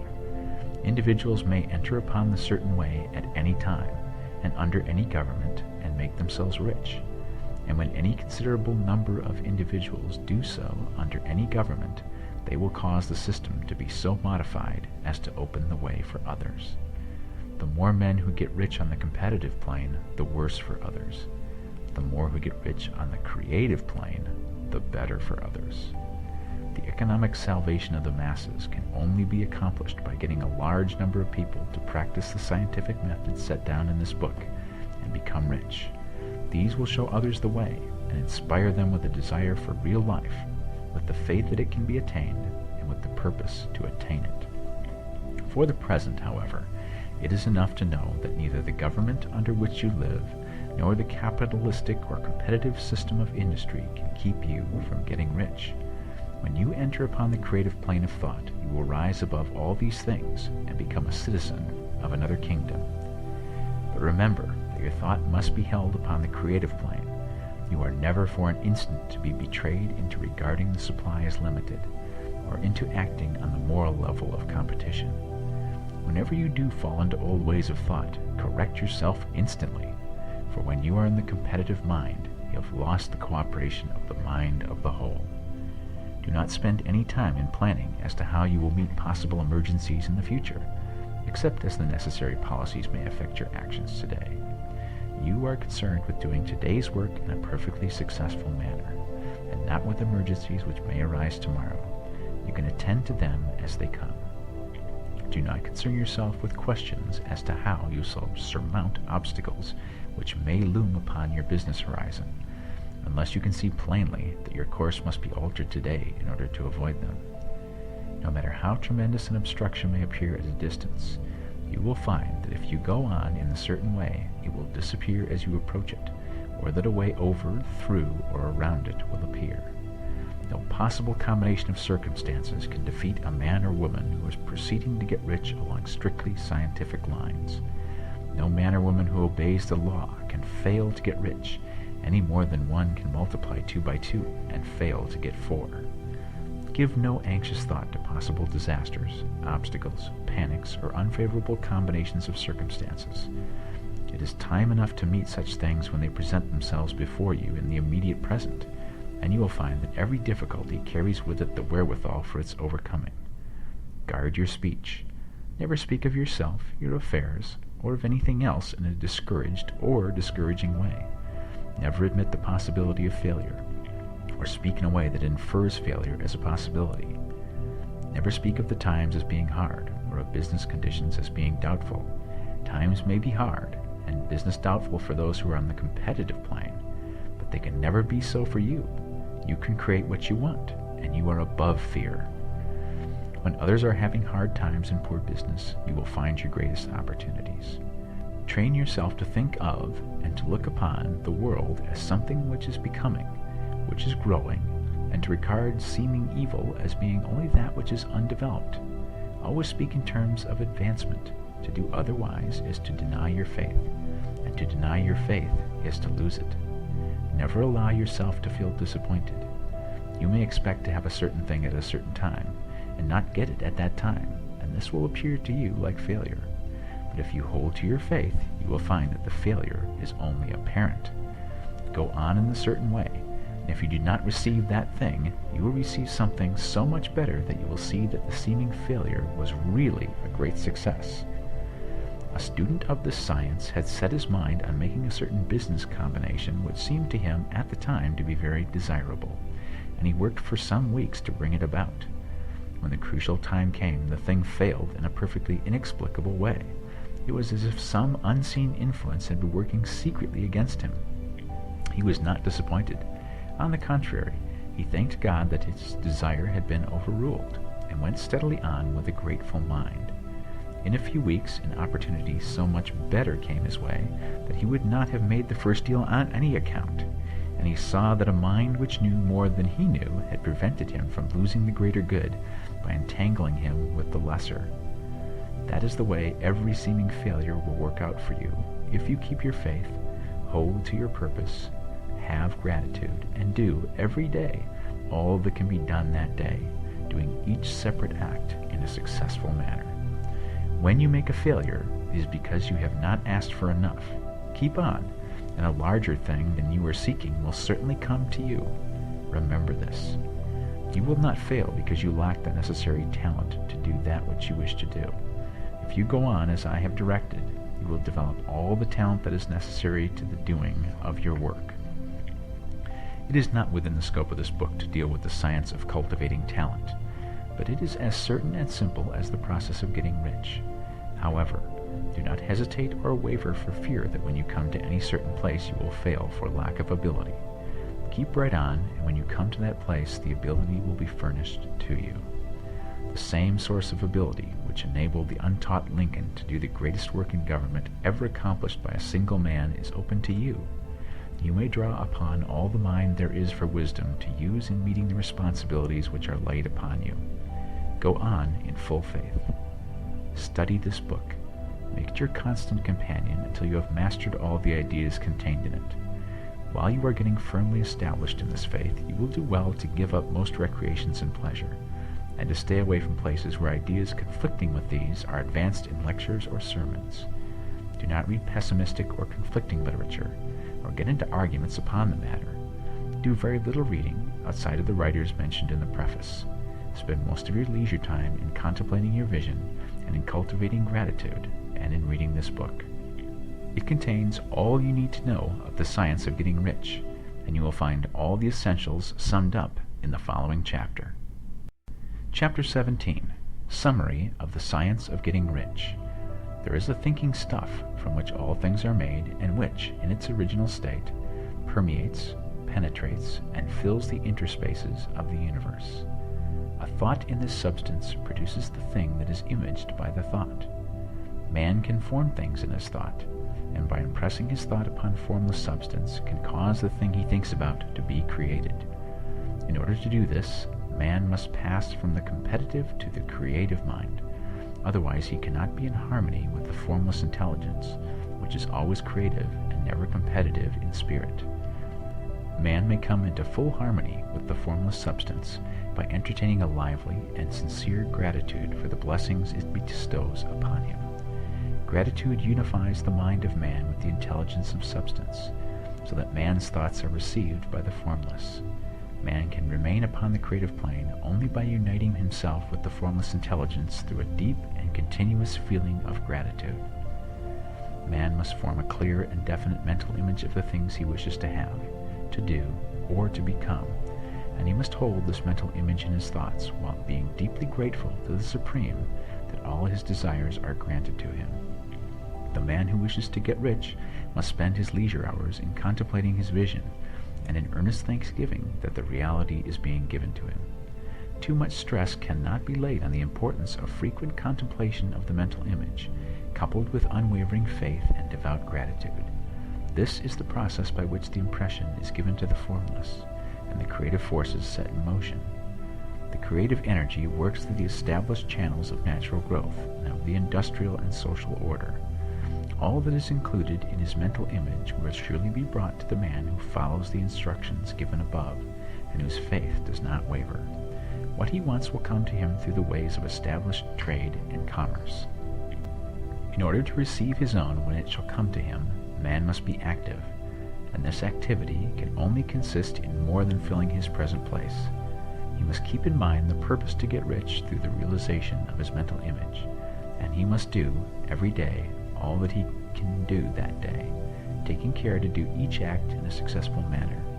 He must give to every man a use value in excess of the cash value he receives, so that each transaction makes for more life, and he must so hold the advancing thought that the impression of increase will be communicated to all with whom he comes in contact. The men and women who practice the foregoing instructions will certainly get rich, and the riches they receive will be in exact proportion to the definiteness of their vision, the fixity of their purpose, the steadiness of their faith, and the depth of their gratitude. The end.